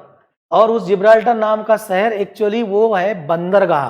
बंदरगाह समझते हो? पोर्ट है ना, ताकि उसका जहाज जब यहां से जाए तो वो जहाज में यहां पर ईंधन भर सके, ठीक है। उस जिब्राल्टर नाम के शहर पर एक जल संधि बना दी गई जिसका नाम जिब्राल्टर जल संधि। भूलोगे तो नहीं? नहीं, क्योंकि हमने कारण सहित बताया क्यों नाम रखा गया, किसने कब्जा किया, क्यों किया, आगे फिर बात करेंगे। सही है। तो यहां पर कौन सा शहर मिला? जिब्राल्टर। कौन सी संधि मिली? अभी मैं केवल सामान्य बातचीत कर रहा हूं आपसे, है ना, फिर हम क्रम से बात करेंगे। जो दिख रहा है उस पर बात करें। कौन सी संधि है? जिब्राल्टर जल संधि। एक कौन सा देखा था इसके पहले? पनामा। पनामा देखा ना इधर। तो अब अगली जल संधि क्या मिल गई आपको? पेन आपकी चालू रहना चाहिए, आंखें इधर रहे, ध्यान से सुनिए, और पेन नीचे चलते रहे। यही पढ़ाई का तरीका होता है। ठीक है, जो आप देख रहे हो आप लिखते जाओ क्रम से, नीचे लिखना चालू है, देखना ऊपर चालू है। ठीक, ये तरीका अपनाएंगे आप। चलते हैं आगे। तो बताइए अब जिब्राल्टर जल संधि किन दो सागर या महासागर को जोड़ती है? भूमध्य सागर और, इसका नाम भूमध्य सागर क्यों पड़ा? पता चल गया। इधर यूरोप और किसके बीच है? अभी मैं बताऊंगा कि ये भूमध्य सागर का नाम आगे भूमध्य सागर और क्यों पड़ा, आगे और बताएंगे। ठीक है, इस पर मैं बात करूंगा। तो दो सागर को जोड़ता है, दो महाद्वीप को क्या करता है? अलग। किसको किसको? यूरोप को अफ्रीका से अलग करता है। बात पता चल गई? ठीक है, महाद्वीप 4 पकड़ के हो गए आपके। 2 महासागर आपको मिल गए। एक छोटा महासागर सागर मिल गया, छोटा है तो उसको बोले सागर, बड़ा है तो महासागर। बढ़ते हैं आगे। ठीक है, अब पढ़ने में आसानी हो रही कि नहीं आप लोगों को? ये दिख रहा है कि नहीं? यहां हमको नजदीक से थोड़ा ब्लर दिखता है, उधर से शायद क्लियर दिखता होगा ना। दिख रहा है? चलते हैं अब आगे बात कर ले।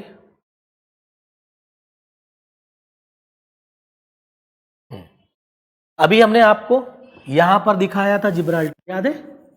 यही था ना जिब्राल्टर। चलते हैं, ये वाला हिस्सा कौन सा? यूरोप। इधर ये अफ्रीका है। अब देखिए ये वाला आपका कौन सा सागर था भाई? ये वाला, ये भूमध्य सागर है। ऐसे ऐसे है। ठीक है, इसके बीच बीच में कहीं पानी घुस गया है, कहीं कुछ हो गया, देखो इसको बाद में देखेंगे। अभी ये है। ठीक, यहां तक आ गए हम। ये हमारा जिब्राल्टर जल संधि थी। ठीक, ये वाला हिस्सा क्या कहलाया? यूरोप। ये अफ्रीका है। अब देखिए यहां पर एक और सागर दिख रहा है, ये आपको दिख रहा होगा, दिख रहा है कि नहीं? ये भूमध्य सागर था। ये एक और सागर है उसके जस्ट बगल में, राइट हैंड पर, इसका नाम है ब्लैक सी। ब्लैक सी यानी काला सागर। ठीक है, फिर इस काला सागर से और आगे इधर जाते हैं, देखो तो ये एक और सागर दिख रहा है, कैस्पियन सागर। मिल गया? ठीक है, तो एक सागर इधर हो गया, काला सागर, भूमध्य सागर, काला सागर। और अब आपको प्रश्न पूछा जाए ऐसे कि यदि हम पश्चिम से, इधर पश्चिम होगा, क्या होगा? और इधर पूर्व होगा। जो कॉपी आपके पास है, देखो जो भी कॉपी आपके पास होती है, तो उस कॉपी का सबसे ऊपर वाला हिस्सा कहलाता है उत्तर। आपकी कॉपी का सबसे ऊपर वाला हिस्सा क्या है? और सबसे नीचे वाला हिस्सा दक्षिण। आपकी कॉपी का राइट हैंड होता है पूर्व। क्या होता है? पूर्व। और लेफ्ट हैंड क्या होगा? पश्चिम होगा। ठीक है, ये पश्चिम वाला हिस्सा है। तो आपको पूछा जाए कि यदि पश्चिम से पूर्व की ओर चले, किससे किधर? पश्चिम से पूर्व की ओर चले, तो सागरों का सही क्रम क्या होगा? और 3 सागर आपको दे दिए गए। कितने सागर दे दिए गए? 3। तो सागर का सही क्रम क्या होगा? किधर से किधर चलना है?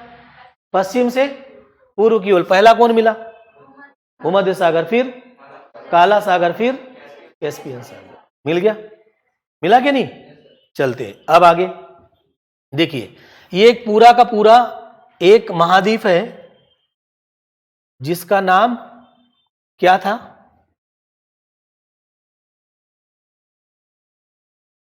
ये 2 को छुपा दिया हमने। इधर कौन सा था? उत्तर अमेरिका और ये यूरोप है।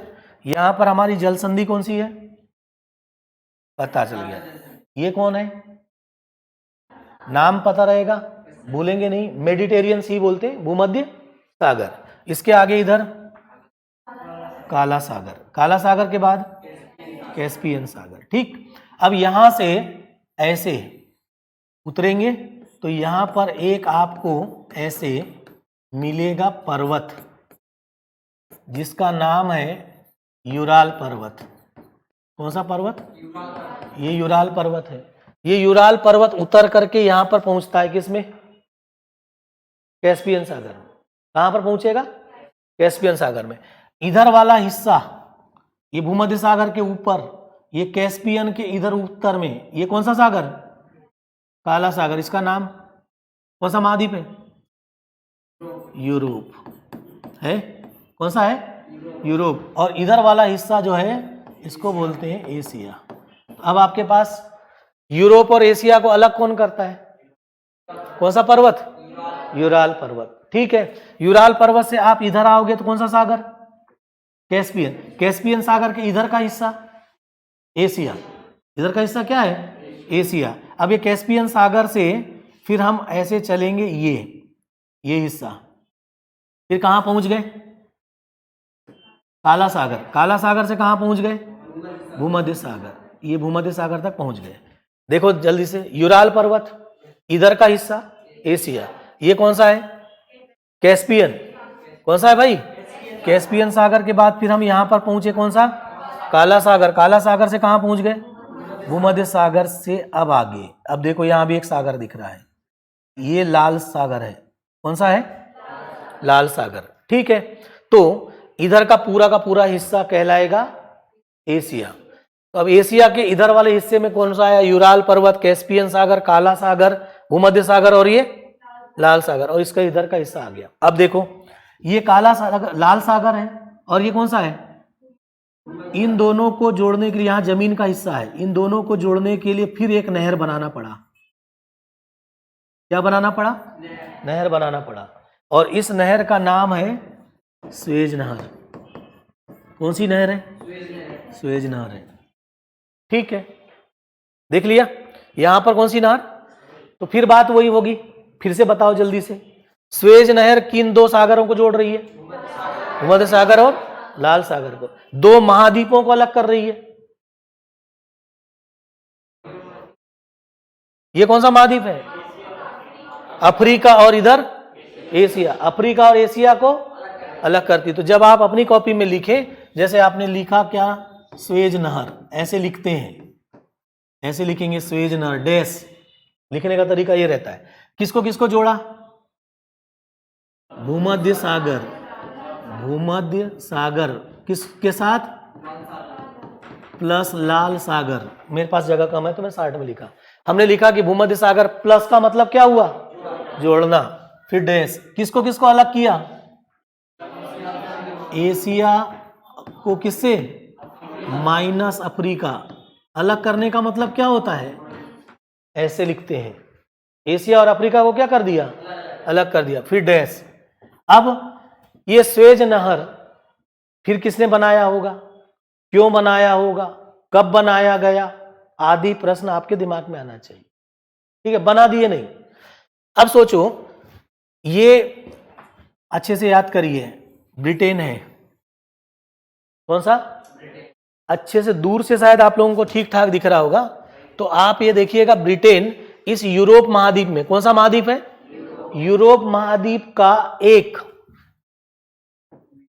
द्वीपीय देश है, क्योंकि इसके चारों तरफ देखिए पानी वाला हिस्से से वो क्या है? अलग है। कौन सा? ब्रिटेन। ब्रिटेन कैसा देश है? द्वीपीय देश। द्वीप जानते हो ना, द्वीपीय देश से बिल्कुल अलग थलग। इस ब्रिटेन ने पूरे विश्व पर कब्जा जमाया, इतने से लोगों ने। कितना सा क्षेत्र है देखो, पूरे विश्व में किसी को नहीं छोड़ा, सब जगह उनके लोग, और उन्होंने शासन किया। केवल शासन करते हैं दिमाग से। ठीक है, दिमागदार व्यक्ति, बुद्धिमान व्यक्ति हजारों लाखों लोगों पर शासन कर सकता है। कुछ समझ में आई बात? पहले किसने शासन किया? ब्रिटेन ने अपनी बुद्धिमानी से पूरे विश्व पर राज किया। आज भी यही हो रहा है। यूपीएससी की परीक्षा से एक आईएएस बनाया जाता है, याद होगा? तो वो आईएएस जिले का मालिक होता है। और वो एक आदमी पूरे जिले के लाखों लोगों को कंट्रोल करता है। आज भी तो वही हो रहा है। शासन करना है तो क्या बनो, बुद्धिमान बनो। और बुद्धिमान एक दिन में नहीं बन सकते। बुद्धिमान बनने के लिए रोज पहले घिसना पड़ेगा। महत्वाकांक्षा का मोती निष्ठुरता की सीपी में फलता है। प्रतिभा अभ्यास और परिश्रम के तटों से होकर बहती है। बोला था कल, याद है? ये भी आपको आना है। महत्वाकांक्षा का मोती निष्ठुरता की सीपी में पलता है। मध्य प्रदेश पीएससी में निबंध आया था। ये क्या आया था? निबंध। कैसे लिखोगे सोचना पड़ेगा। चलते हैं जल्दी जल्दी। कहां पहुंच गए हम लोग? कैसे लिखोगे पता चला। स्वेज नहर लिखा, किनको जोड़ते हैं तो जोड़ना कैसा ये आपको पता है, ठीक है। शार्ट में कैसे लिखोगे, अलग किसको करता है पता चल गया। कब बना? कब बना? जब गांधी जी पैदा हुए।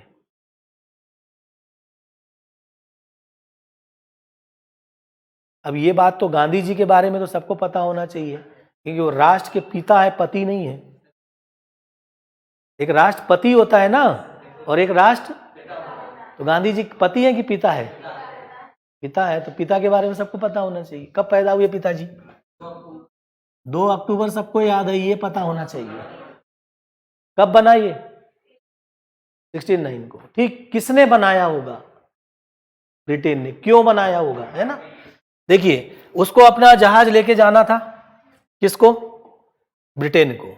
जहाज अगर लेकर जाना है तो पहले वो ब्रिटेन जो है अपने जहाज को यहां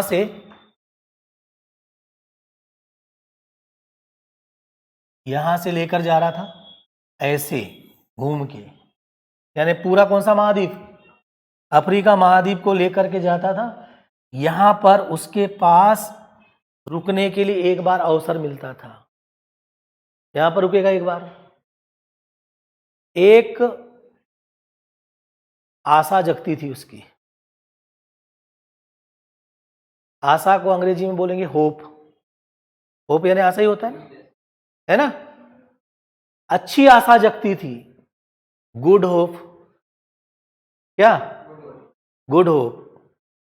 और यहां पर जो हिस्सा बिल्कुल पानी के अंदर थोड़ा सा निकला होता है ना, जैसे हम सिर में टोप लगाते हैं तो उसको क्या बोलते हो? केप। क्या बोलते हो?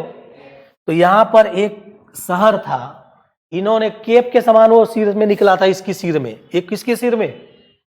अफ्रीका महाद्वीप के सिर में एक केप निकला था, तो उसका नाम रखा उन्होंने केप ऑफ गुड होप। क्या नाम रखा? Cape of.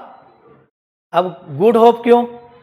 इतने दूर से जहाज से आ रहे हैं तो यहां पर आकर के एक उम्मीद जगी कि यार थोड़ी देर विश्राम करते हैं, थोड़ा नाश्ता पानी ले लेते हैं। तो यहां पर आकर के उन्होंने ईंधन डाला और एक रुकने के लिए मौका मिला। नाम क्या पड़ा? Cape of good hope. समझ में आई बात? तो केप ऑफ गुड होप यहां मिलेगा। जैसे यहां क्या मिला था? एक शहर जिब्राल्टर। किसका शहर था? स्पेन का। कब्जा किसने जमाया? ब्रिटेन ने। फिर यहां पर भी उसने जमा लिया होगा कब्जा। क्यों जमाएगा? आदमी कैसा है? बुद्धिमान है। ठीक है। अब वो जहाज लेके यहां से चला और यहां पहुंचा इंडिया। इतना रास्ता तय करने में उसको क्या करना पड़ रहा है? लंबा रास्ता तय करना पड़ रहा है। तब उसने सोचा कि इतने ईंधन की खपत करेंगे तो व्यापार में नुकसान होगा। मैंने बोला था इकोनॉमी पॉलिटिक्स सब जोड़ के पढ़ाऊंगा, ठीक है। तो व्यापार में क्या होगा? नुकसान होगा कि नहीं?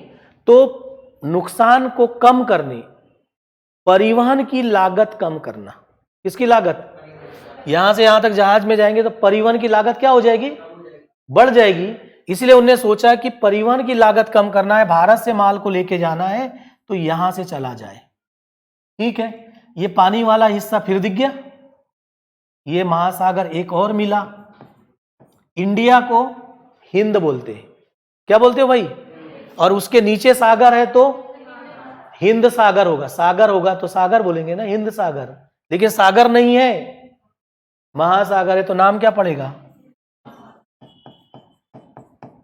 तीसरा मिल गया, ठीक है, सही है ना। तो इनको अपना जहाज लेकर के यहां पहुंचना था। जहाज लेकर पहुंचने में परिवहन की लागत क्या हो रही थी? बढ़ रही थी। परिवहन लागत जब बढ़ती है, ध्यान से सुनो, जब परिवहन लागत बढ़ती है तो आपका लाभ क्या हो जाएगा? कम हो जाएगा। लाभ बढ़ाना है तो परिवहन लागत को क्या करो? कम करो। पूरे विश्व में इसी बात को आधार बनाकर सारे उद्योग लगे हैं। जितनी इंडस्ट्री लगी है वो सारी इसी बात को ध्यान में रखकर लगी है कि परिवहन की लागत को क्या करना है? कम करना है। ठीक जैसे अगर कोई आयरन एंड स्टील की इंडस्ट्री लगाना चाहता है, किसकी? आयरन एंड स्टील की इंडस्ट्री लगाना चाहता है, यानी लौह इस्पात उद्योग, ठीक है, क्या लगाना है? लौह इस्पात उद्योग लगाना है ना। और इस लौह इस्पात उद्योग में अगर आप 1 टन लौह इस्पात बनाना चाहते हैं, आयरन एंड स्टील बनाना चाहते हैं 1 टन, तो उसमें रॉ मटेरियल मतलब कच्चा माल जो है 2.5 टन लौह अयस्क लगेगा। आयरन ओर बोलते हैं जिसको, जिसमें आयरन ओर है ना, कच्चा है वो, ठीक है। 2.5 टन कोयला लगेगा। 2.5 टन क्या लगेगा? कोयला लगेगा। 1 टन चूना पत्थर लगेगा। अब ये जो लौह अयस्क है ये उड़ीसा में मिल रहा है, कोयला झारखंड में मिल रहा है, चूना पत्थर मध्य प्रदेश में मिल रहा है। 3 अलग अलग जगहों पर मिल रहा है। अब आप लगाओगे कहां इंडस्ट्री को? इनमें यह देखना पड़ेगा कि जिसको ढोने में ज्यादा पैसा लगता है उस जगह पर क्या लगा दो? इंडस्ट्री लगा दो। तो सबसे ज्यादा पैसा लगता है कोयला को ढोने में, तो आयरन एंड स्टील की इंडस्ट्री परिवहन लागत को क्या करने के लिए? कम करने के लिए कहां लगाओगे? जहां पर क्या होगा? कोयला निकल रहा होगा वहीं पर इंडस्ट्री लगाना पड़ेगा, नहीं तो आपकी लागत क्या हो जाएगी? बढ़ जाएगी। कुछ समझ में आई बात? इसी बात को ध्यान में रखकर जो कॉन्सेप्ट किसने दिया? ब्रिटेन ने दिया, यहां से दिया। सारी इंडस्ट्री जो यहां लगेगी, किसी भी देश में लगेगी, इसी बात को ध्यान में रखकर लगेगी। तो ब्रिटेन अपना माल लेकर के यहां से जाना चाह रहा था, परिवहन लागत अधिक हो रही थी, इसके लिए उन्होंने सीधा रास्ता ढूंढा। यहां से पहुंचे, कौन से सागर में पहुंच गए भाई? लाल सागर में। कहां पहुंचे? लाल सागर। लाल सागर से आप जाओगे, कौन सी नहर मिलेगी? सुएज नहर। क्यों बनाना पड़ा? इतना सा हिस्सा काट लो पानी का, ये जमीन का इतना हिस्सा काट दिया उन्होंने, और काट करके क्या बना दिया? नहर बना दी, ठीक है। अब उनका जहाज जो है ये यहां से ऐसे चल के ये किस में आ गया? भूमध्य सागर। फिर कहां आया? जिब्राल्टर जल संधि। और जिब्राल्टर जल संधि से कहां पहुंच गया, ठीक है। तो क्या कम किया उन्होंने? परिवहन की लागत। कब बना? 1869 में। किसने बनाया? ब्रिटेन ने बनाया, सही है। किस देश के पास था? तो वो मिस्र के पास। ये वाला जो हिस्सा है ना, ये मिस्र का हिस्सा है। उस मिस्र के हिस्से पर यहां पर स्वेज नाम का एक शहर है, उसके नाम पर नाम पड़ जाता है स्वेज नहर। जैसे जिब्राल्टर का नाम पता चल गया था। चलते हैं, तो स्वेज नहर की कहानी सुन लिया, क्यों बनाया गया, आगे और बातचीत करेंगे हम, ठीक। तो यहां से हमने अभी कौन सा पर्वत? जल्दी बोलिए, जल्दी। कहां पर पहुंच गए हम? कैस्पियन के बाद काला सागर के बाद भूमध्य सागर के बाद सुएज नहर के बाद लाल सागर के बाद अदन की खाड़ी। कौन सी खाड़ी? ये हिस्सा जो दिख रहा है ना इतना, ये कौन सा है? अदन की खाड़ी है, ठीक है। चलिए आ गए हम। ये देखो रेड सी, और रेड सी के बाद ये जो हिस्सा दिख रहा है थोड़ा पानी का, थोड़ा सा हिस्सा, यहां पर अदन नाम का एक शहर है, उस शहर के नाम पर अदन की खाड़ी, ठीक है। ये अदन की खाड़ी कौन सा? रेड सी, सुएज नहर, भूमध्य सागर, जिब्राल्टर जल संधि, ब्रिटेन पहुंच गया। ब्रिटेन कैसा देश? द्वीपीय देश, क्योंकि चारों तरफ से किससे घिरा है? पानी से घिरा। कौन से महासागर में है? उत्तरी अटलांटिक में। ठीक है, फिर उसके बगल में देखेंगे कुछ और छोटा छोटा चीज होगा। ठीक, इस ब्रिटेन के बिल्कुल बगल में इधर जाएंगे, इधर। ठीक है, तो यहां पर नॉर्वे, स्वीडन, फिनलैंड है, बात करेंगे। चूंकि ये हिस्सा उत्तर का है, कहां पर है? ये उत्तर है ना, तो यहां पर भी ये सागर जैसे दिख रहा है, देखो दो तरफ मिट्टी वाला भाग है, स्थलीय भाग, और ये बीच में सागर है, उत्तर में है, इसलिए नाम पड़ा उत्तरी सागर। क्या नाम पड़ा? हम बीच बीच की अभी कुछ चीजों को जहां जहां जो मिल रहा है उसको देख ले रहे हैं, देख ले रहे हैं, इतना ही जाना हमने। ठीक, चलते हैं। तो इधर का पूरा हिस्सा कौन सा? एशिया महाद्वीप। ठीक है, तो एशिया महाद्वीप का ये बड़ा सा भाग है। हमारे अभी तक कितने महाद्वीप हो गए भाई? कितने होगा ये? 5। पांचवा महाद्वीप आपके पास जल्दी से आ गया, पांचवा महाद्वीप एशिया। ठीक है, जो सबसे बड़ा दिख रहा है, अगर देखें तो यहां से ऐसा चल रहे थे तो ये कौन सा था? यूराल से ऐसे चलेंगे, है ना, ये कैस्पियन, और ऐसे करके हमने देख लिया था, ऐसे ये अलग हुआ। इधर यूरोप, अफ्रीका, और ये दो अलग, और ये यहां पर आ गए हम एशिया में। ठीक है, अब एशिया के बाद अगले हिस्से में देखें, एक छोटा सा महाद्वीप, और ये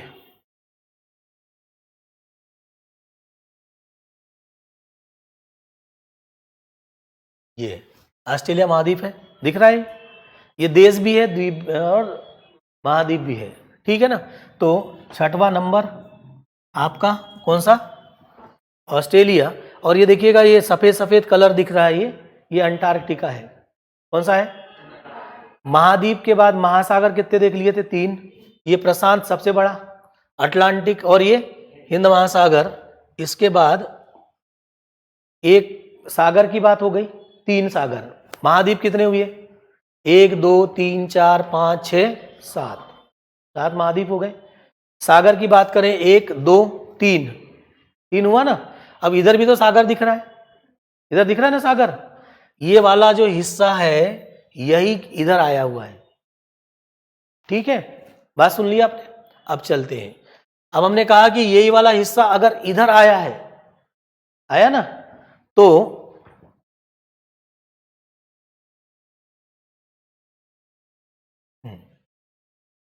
ये वाला हिस्सा ही, ये वाला हिस्सा इधर आ गया।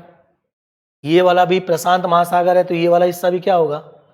प्रशांत महासागर होगा। ठीक है, अब ये दोनों हिस्से जुड़े हुए हैं। ये वाला हिस्सा यहां जाके जुड़ा, यहां जाके जुड़ेगा, तो यहां पर भी एक जल संधि बनेगी। ठीक है, क्या बनेगी? जल संधि बनेगी यहां पर के हिस्से पर। ठीक है, और इस जल संधि को बोलते हैं बेरिंग जल संधि। क्या बोलेंगे? बेरिंग जल संधि। अब ध्यान से देखो, ये वाला कौन सा महाद्वीप है? एशिया। और ये कौन सा है? अफ्रीका, सॉरी उत्तर अमेरिका। तो बेरिंग जल संधि किनको किनको अलग करेगी? एशिया और उत्तर अमेरिका को। ये ग्लोब में गोल होगा ना, ग्लोब में कैसा होगा? गोल होगा, तो वहां पर ऐसा दिखेगा। तो बेरिंग जल संधि ने ये काम किया। ठीक है, कि दो महाद्वीपों को क्या कर दिया? अलग कर दिया। ये महाद्वीपों की कहानी शुरू हो गई। अब थोड़ी सी बात कर लें जल्दी जल्दी। महाद्वीप, महासागर आप देख चुके हो, ठीक है ना। अब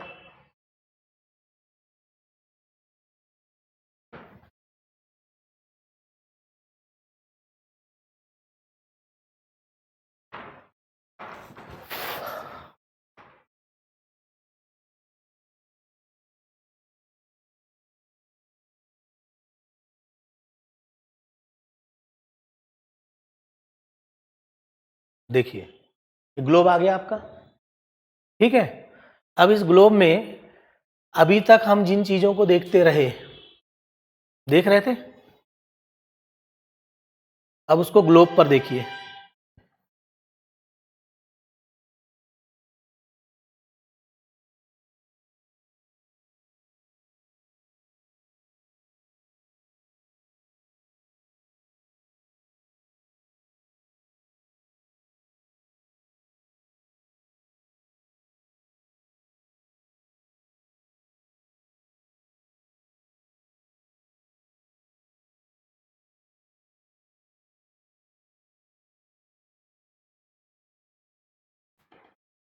अब कुछ नहीं समझ में आ रहा होगा आप लोगों को।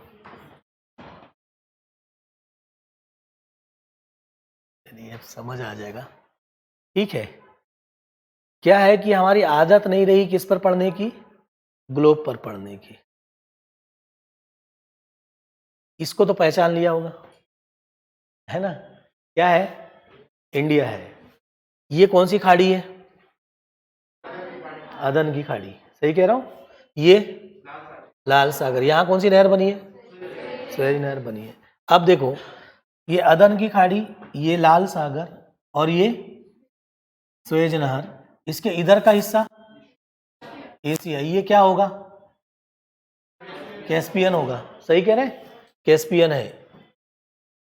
ये काला सागर, ये भूमध्य सागर। ये कौन सा महाद्वीप होगा? अफ्रीका महाद्वीप होगा, है ना? ये आ गया आपका अफ्रीका महाद्वीप, आ गया ना अफ्रीका महाद्वीप। ये कौन सा सागर है? ब्रिटेन का है, ये वाला, यही है ना ब्रिटेन, सही है।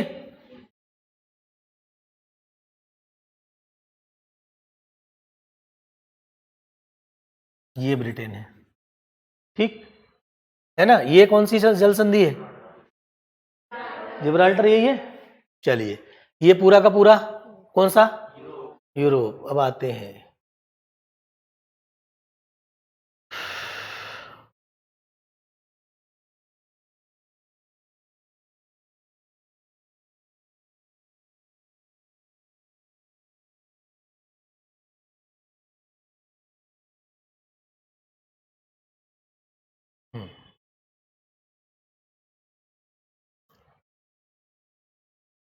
ये कैस्पियन सागर था और हमने कहा था कि यहां से कौन सा पर्वत आएगा? यूराल पर्वत आएगा। ये यूराल पर्वत का पार्ट होगा, है ना? अब देखिए, यहां पर कुछ कलर देखने लग गए हम। अब क्या देख रहे हैं? कलर देख रहे हैं ना? ठीक है, तो ये हरा कलर का हिस्सा दिख रहा है आपका। कैसा कलर है? हरा कलर। चूंकि ये चाइना के लोगों ने ये बनाया है पैनल, है ना, तो उन्होंने वर्ल्ड मैप को या इसको बहुत अच्छा नहीं बनाया। इसका अब हम बताएंगे आगे कि कैसा इसको बनाया जाना चाहिए था। ठीक है, लेकिन आपके लिए एक दो बातें बहुत महत्वपूर्ण है। जितना हरा कलर दिखे जहां जहां, वो मैदानी भाग है। कौन सा? मैदानी भाग। और जहां पर ये पीला कलर दिख रहा है, कौन सा? ये प्लेटू रीजन। प्लेटू यानी पठार। तो इस पठार पर या तो कहीं मरुस्थल मिल जाएगा, ठीक है, या कहीं कहीं पर खनिज तत्व मिलेंगे ढेर सारे, बहुमूल्य खनिज सारे ये पीला कलर में मिलेंगे आपको, जितना पीला कलर दिख रहा है। ठीक है, हरा कलर का मतलब कैसा? मैदानी हिस्सा। ठीक है ना? चलते हैं, ये जो मैप है आपका, है ना, इसमें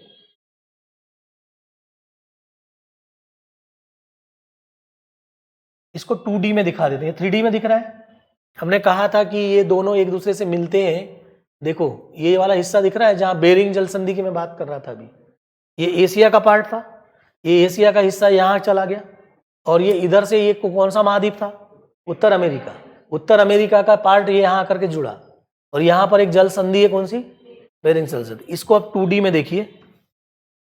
ये 2D वाले में आप देखोगे तो ये कौन सा हिस्सा था? उत्तर अमेरिका, है ना, उत्तर अमेरिका। और यहाँ का हिस्सा देखो, ये हिस्सा जो अभी मैं दिखा रहा था वो यहाँ आके जुड़ा हुआ है, यहाँ पर जुड़ा है। यहाँ पर कौन सी जल संधि? बेरिंग जल संधि। तो बेरिंग जल संधि ने उत्तर अमेरिका और किसको जोड़ा? एशिया को क्या कर दिया? अलग किया। यहाँ पर देखो, ये स्पष्ट दिख रहा होगा आपको। एक छोटी सी नहर बना सकते हो आप यहाँ काट के, यहाँ बना सकते हो नहर। यहाँ कौन सी नहर बनाई आपने? पनामा नहर। किसने बनाया? ये बनाया, अमेरिका ने बनाया। इसको अमेरिका कहते हो ना, अमेरिका ने ये नहर बनाई क्योंकि उसको इस वाले हिस्से से इधर अपने माल को ले जाना था, अपने ही देश में।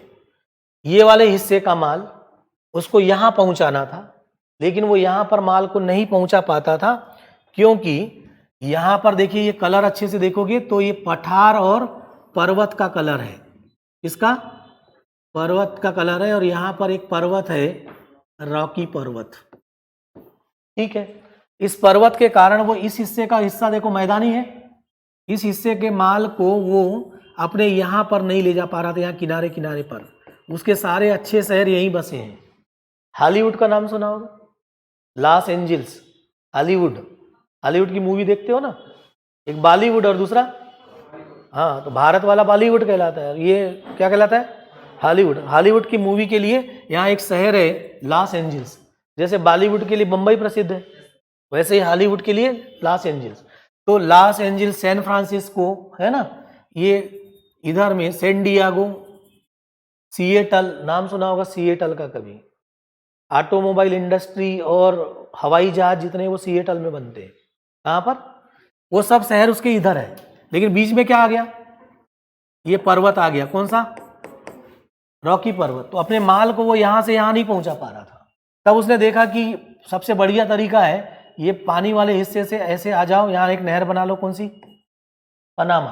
पनामा नाम का एक देश था, उस देश को के हिस्से को उसने काटा और यहाँ से नहर बना के अपने माल को यहाँ पहुँचा दिया।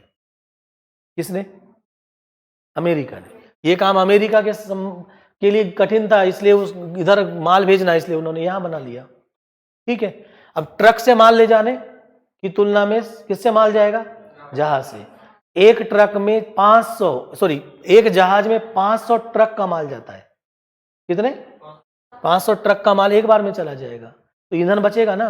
500 ट्रक में जितना ईंधन भरते, इतना मानव संसाधन लगता, उतना यहां लगा दिया उसने, ठीक है। चलिए, तो ये 2D मैप आपने देख लिया, ठीक है ना।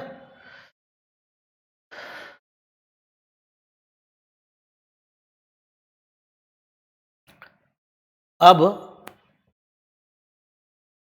सारे महाद्वीप, महासागर और उनके बीच में जो गैप है, वहां पर मोटी मोटी बातें हमने कर रखी है, ठीक। अब बात ये आती है कि थोड़ा हिस्ट्री का पार्ट भी जानना चाहिए। किसका, तो मानव की उत्पत्ति कहाँ हुई पहले, है ना, फिर वो मानव की उत्पत्ति कहाँ हुई, वो कैसे आगे बढ़े, कौन बुद्धिमान बना, क्यों, कैसा हुआ, इसकी थोड़ी कहानी भी आपको पता होना चाहिए, ठीक है। कितने बजे क्लास शुरू हुई थी हमारी, हाँ, 8:44। 1 घंटे कितने मिनट हो गए, 20 मिनट। कई लोगों के क्या है ना, वीडियो चलने बंद हो जाते हैं, जो ऑनलाइन चल रहे होंगे ना, तो उनका भी डाटा बंद होने आ जाएगा, इसलिए ज़्यादा लंबी क्लास नहीं ले पाएंगे अभी शुरुआत में। फिर उनको कंप्रेस्ड वीडियो देंगे, तब वो अच्छी क्लास उनकी चल पाएगी, ठीक है, कोई बात नहीं। तो अब हम महाद्वीपों की छोटी छोटी जानकारी हो गई। ये 2 महाद्वीप बहुत बाद में खोजे गए, बहुत बाद में, इनके बारे में कोई जानकारी नहीं थी। 1500 में जा करके, 1500 की बात कर रहा हूँ, अमेरिगो वेस्प ने पहली बार, पहले कोलंबस फिर अमेरिगो वेस्प, ठीक है, ये 2 महाद्वीप को खोजे। उसके पहले इधर कोई जानकारी थी नहीं, इधर लोग रहते जरूर थे, लेकिन हमारे को उनकी जानकारी नहीं थी। यही स्थिति इस महाद्वीप के बारे में भी नहीं थी। बहुत सारे लोगों को महाद्वीप है, लेकिन इसके अंदर लोग रह रहे हैं, इनकी जानकारी नहीं थी, इसलिए इसको अंधकार महाद्वीप बोलते हैं। किसको, अफ्रीका को। कौन सा, अब अंधकार महाद्वीप कहने के भी कई कारण हैं, उन पर मैं बात करूंगा आपसे। कौन सा महाद्वीप अंधकार महाद्वीप कहते थे, उसके बारे में बात करेंगे। अब एक और महाद्वीप जो बहुत बाद में खोजा कैप्टन कुक ने, ठीक है, कैप्टन कुक ने 1770 में जाकर इसको खोजा। ये तो खोज दिया गया था 1492 में, 1500 के आजू बाजू, उत्तर अमेरिका और दक्षिण अमेरिका 1500 में खोज दिए गए।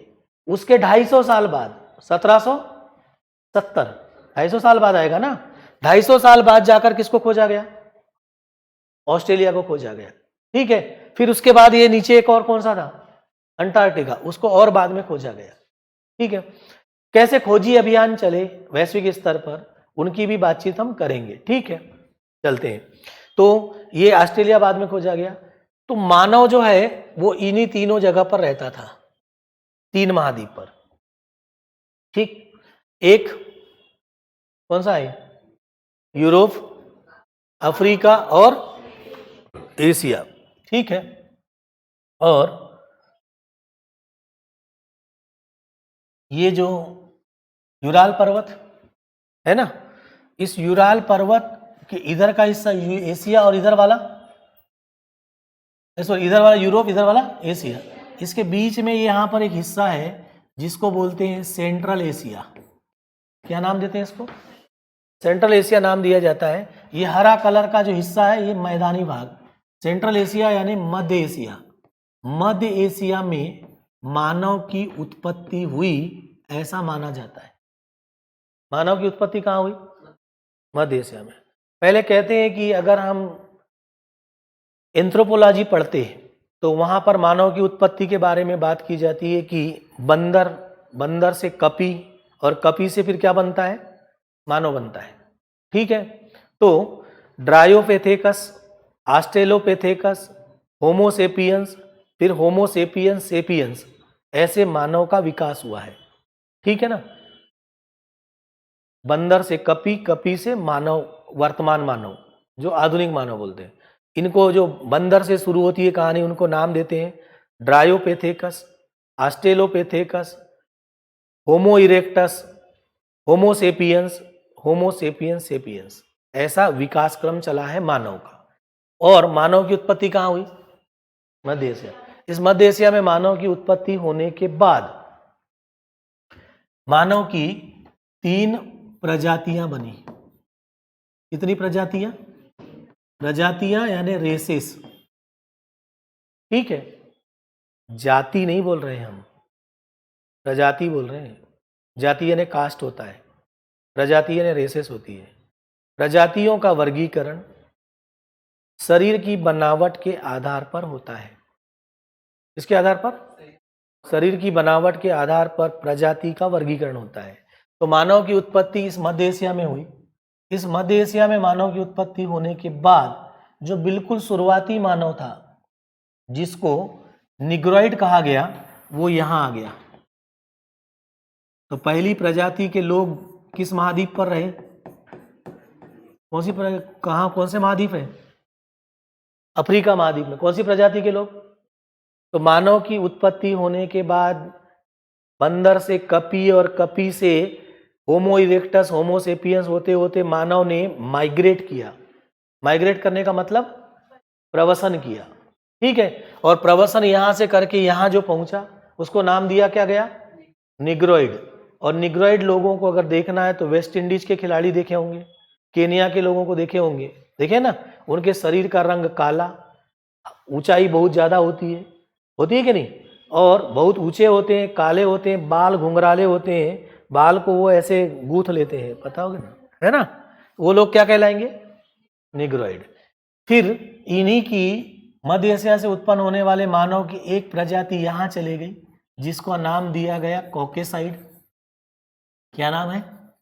कॉकेसाइड लोग यहाँ पर होंगे। ठीक है, तो मानव की दूसरी प्रजाति कौन सी है? कॉकेसाइड। मानव की एक प्रजाति यहीं से निकली आगे, और एशिया महाद्वीप में जो एक देश है चीन के आसपास, मंगोलिया, कौन सा? मंगोलिया, वहां पर एक प्रजाति आ गई जिसको बोला गया मंगोलाइड। तो मानव की कितनी प्रजाति हो गई? 3 प्रजाति। ठीक है, तो पूरे विश्व में 3 प्रजाति के लोग रहते हैं, और इन्हीं 3 प्रजाति की फिर सब रेसेस आपको देखने मिलेगी, है ना। तो पहली रेस कौन सी है? निग्रोइड। कौन सी प्रजाति के लोग हैं? निग्रोइड प्रजाति के लोग हैं। कलर उनका काला, शरीर का रंग कैसा होगा?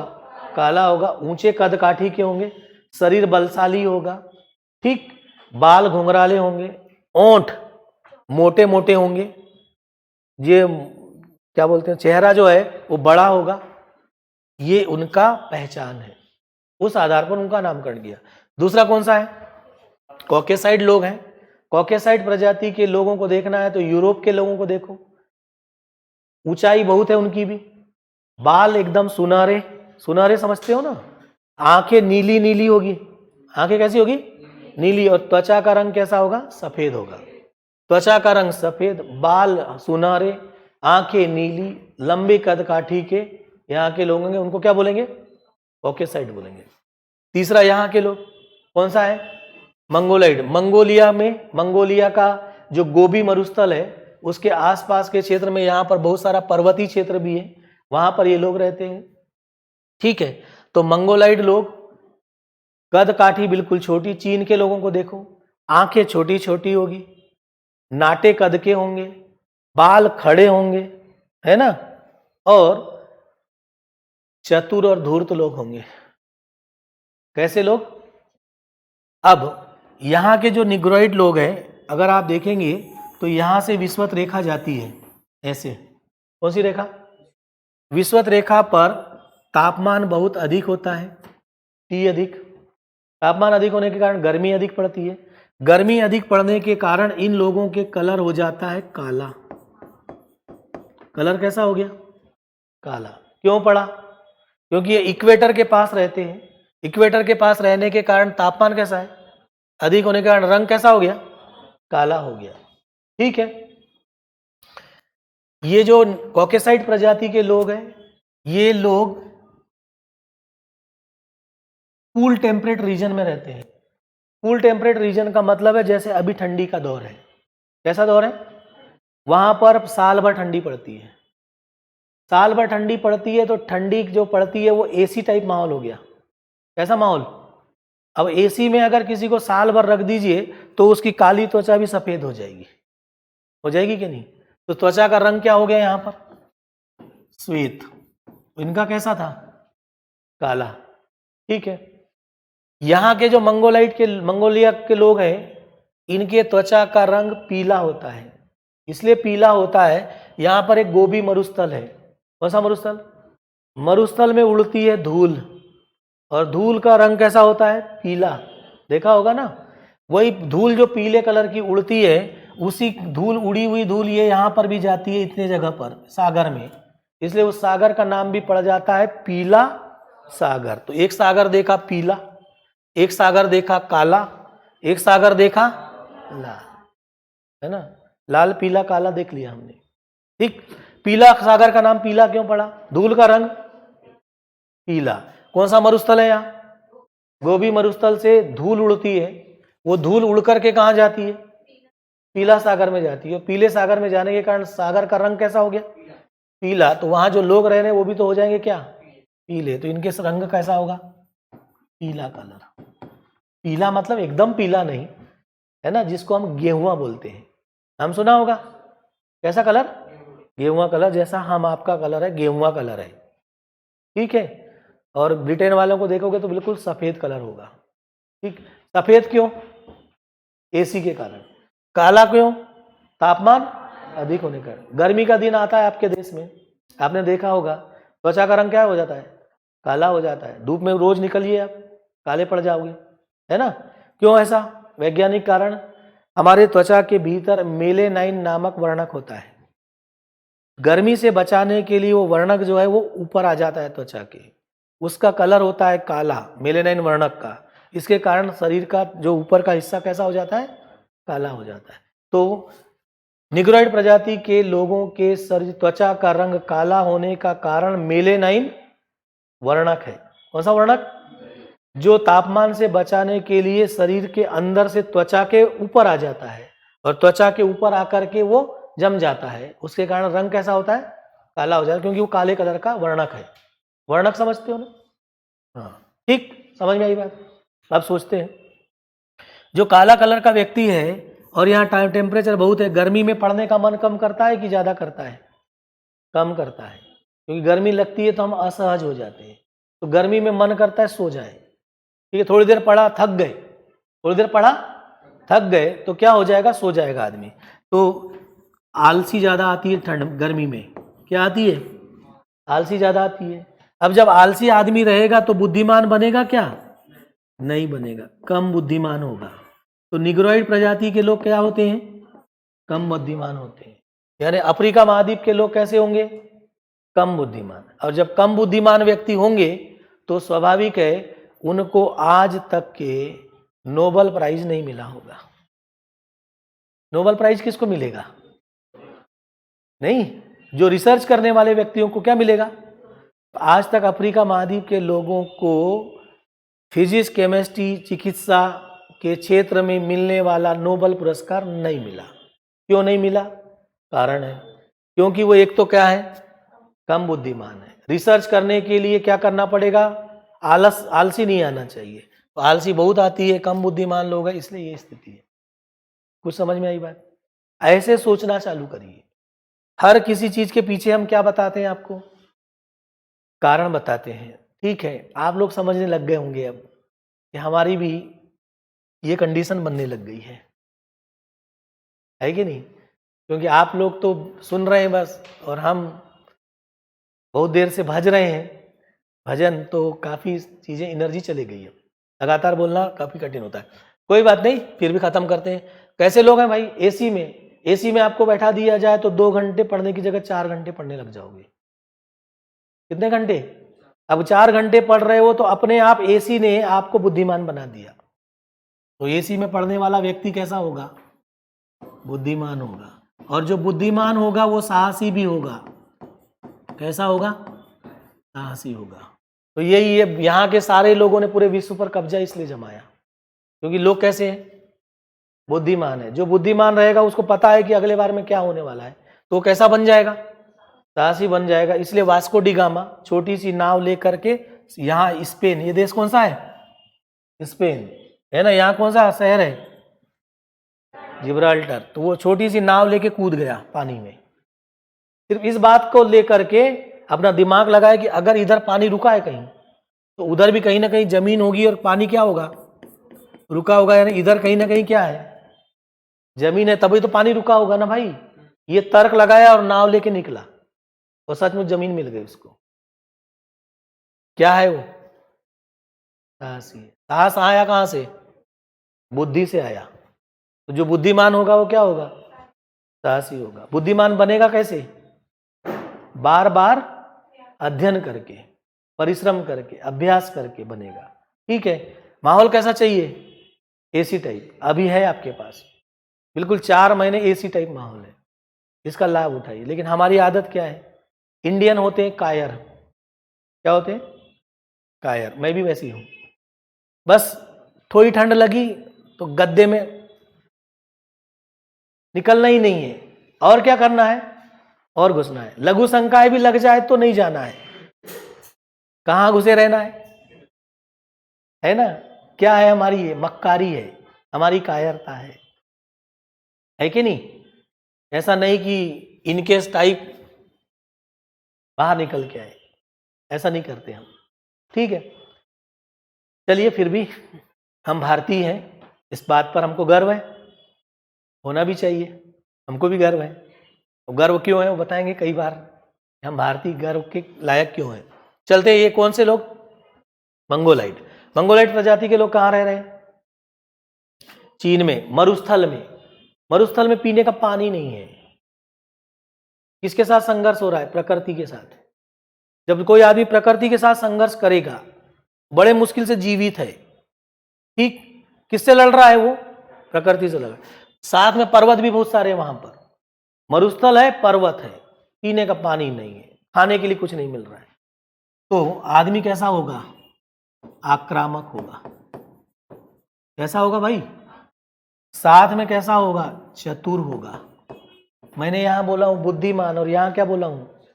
दोनों में बड़ा अंतर है। हिंदी पढ़ेंगे तब देखेंगे बुद्धिमान किसको बोलते हैं, चतुर किसको बोलते हैं। अब आपको क्या बनना है वो आप देखिए, चतुर बनना है कि बुद्धिमान। ठीक है, आक्रामक है, चतुर है, लेकिन धूर्त होते हैं। धूर्त समझते हो? धूर्त का मतलब जिस आदमी पर कोई विश्वास नहीं किया जा सकता। कभी बोलेगा कि आपका मैं दोस्त हूं। पंचशील समझौता हुआ चीन के साथ 1954। लगा कि चीनी, हिंदी चीनी भाई भाई, नाम सुना होगा कभी, नारा। हमको लगा कि चीन हमारा दोस्त है, 1954 में लगा, जब हमने उसके साथ पंचशील समझौता किया। लेकिन 1962 में जाके उसने हम पे आक्रमण कर दिया। काय का भाई भाई, है कि नहीं? यानी वो दोस्त नहीं है, वो कभी भी करवट बदल देगा। तो ये जो मंगोलाइट लोग हैं वो चीन के लोग है ना, और इधर पूरा दक्षिण पूर्वी एशिया तक मंगोलाइट लोग जो हैं वो चतुर होते हैं, धूर्त होते हैं, आक्रामक लोग होते हैं। उनको प्रकृति ने ऐसा बनाया, वो ऐसे थे नहीं। किसने बनाया? किसने बनाया? मरुस्थल ने। किसने बनाया? पर्वत पठार ने।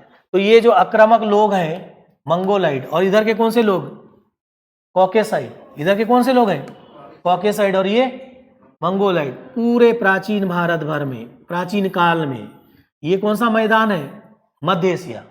कौन सा, ये पूरा मध्य एशिया का क्षेत्र जहां मानव की उत्पत्ति हुई थी। इस मध्य एशिया पर कब्जा जमाने के लिए इन मंगोलाइड लोगों ने हमेशा यहां पर आक्रमण किया। करेंगे, मैदान में अच्छी घास है, अच्छी फसलें लगती है, खाने को यहां मिल नहीं रहा है, क्या करोगे, यहां दौड़ोगे, यहां पर आकर के आक्रमण किएंगे। क्यों करेंगे, आक्रामक लोग हैं, खाने के लिए करेंगे। तो ये मंगोलाइडों ने यहां पर आक्रमण किया, कौन से एशिया पर, मध्य एशिया, घास का मैदान। अब इस मध्य एशिया पर कब्जा जमाना ये भी चाहेंगे, कौन से लोग, तो ये कॉकेसाइड लोग भी यहां पर जाकर के लड़ाई करेंगे। तो लड़ाई किनके बीच होगी, कॉकेसाइड और मंगोलाइड के बीच। किसके लिए होगी, मध्य, पूरे प्राचीन काल में, पूरे मध्य काल में, आधुनिक काल आते तक पूरी लड़ाई इन दोनों के बीच इसी के लिए होगी। ठीक है, किसके लिए, मध्य एशिया के। चंगेज खां का नाम सुना होगा, है ना, मंगोल था, ठीक है, वो और चंगेज खां के पूर्वज अग्रज सारे सब यहां आकर लड़ेंगे। ठीक, तो युद्ध का मैदान देख लिया हमने, कौन सा युद्ध का मैदान होगा, देखा ना, मध्य एशिया का मैदान, वो मध्य युद्ध का मैदान है। वहां कॉकेसाइड और कौन से प्रजाति के लोग, मंगोलाइड प्रजाति के लोग आपस में लड़ेंगे। ये लोग कैसे होंगे पता चल गया, ये लोग कैसे होंगे पता चल गया, ये लोग कैसे होंगे पता चल गया। अब इनकी बात कर ले, है ना, ये बीच वाले हैं, न तो ज्यादा बुद्धिमान है, न तो ज्यादा श्वेत कलर वाले हैं, न ज्यादा आक्रामक है, बीच के हैं, मध्यम मार्गी हैं। इसीलिए भारतीयों पर हमको गर्व है, क्योंकि वो कैसे हैं, बीच के रास्ते में चलने वाले हैं।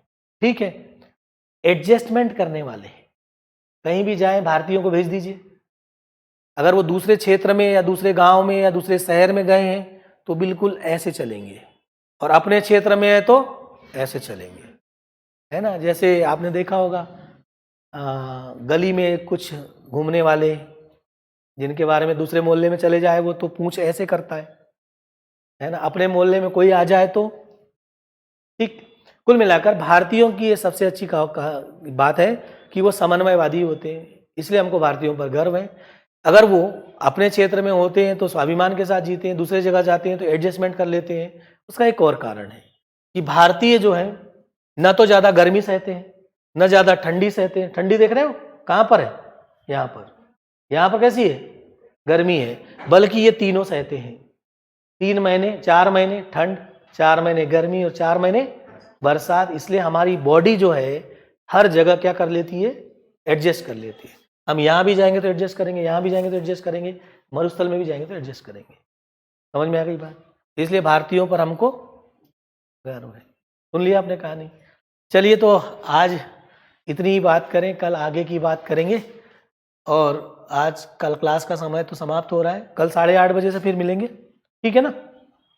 और सिलेबस के अनुसार चलेंगे। अभी आप लोगों को बहुत सारी चीज़ें कनेक्ट कराकर सिखाई जाएगी, फिर उसके बाद क्रम से चलते जाएंगे। लेकिन इस बार पढ़ने का तरीका बिल्कुल भिन्न है। सारी चीज़ों को हम बीच बीच में कहानियाँ सुनाएंगे, ताकि भविष्य में जब भी कोई सेक्शन आप पढ़ते हो तो वो आपके लिए नया ना हो, है ना। उसकी कहानियाँ पहले से आपने पृष्ठभूमि बना रखी हो। हर चीज़ को पढ़ने के लिए पृष्ठभूमि आपके पास अवश्य होनी चाहिए। तो फिर से एक नए सिरे से अपना सिलेबस निकालिए। सब लोग, पुराने लोग अपना भी सिलेबस निकाल लीजिएगा, जो लोग नए हैं वो लोग सिलेबस ले लें और सिलेबस के अनुसार देखें क्या कैसा है। बुक हमने आपको बता दी है, वो बुक आप लोग खरीद लीजिएगा और फिर आगे की चर्चा हम आगे कल करेंगे। नमस्कार।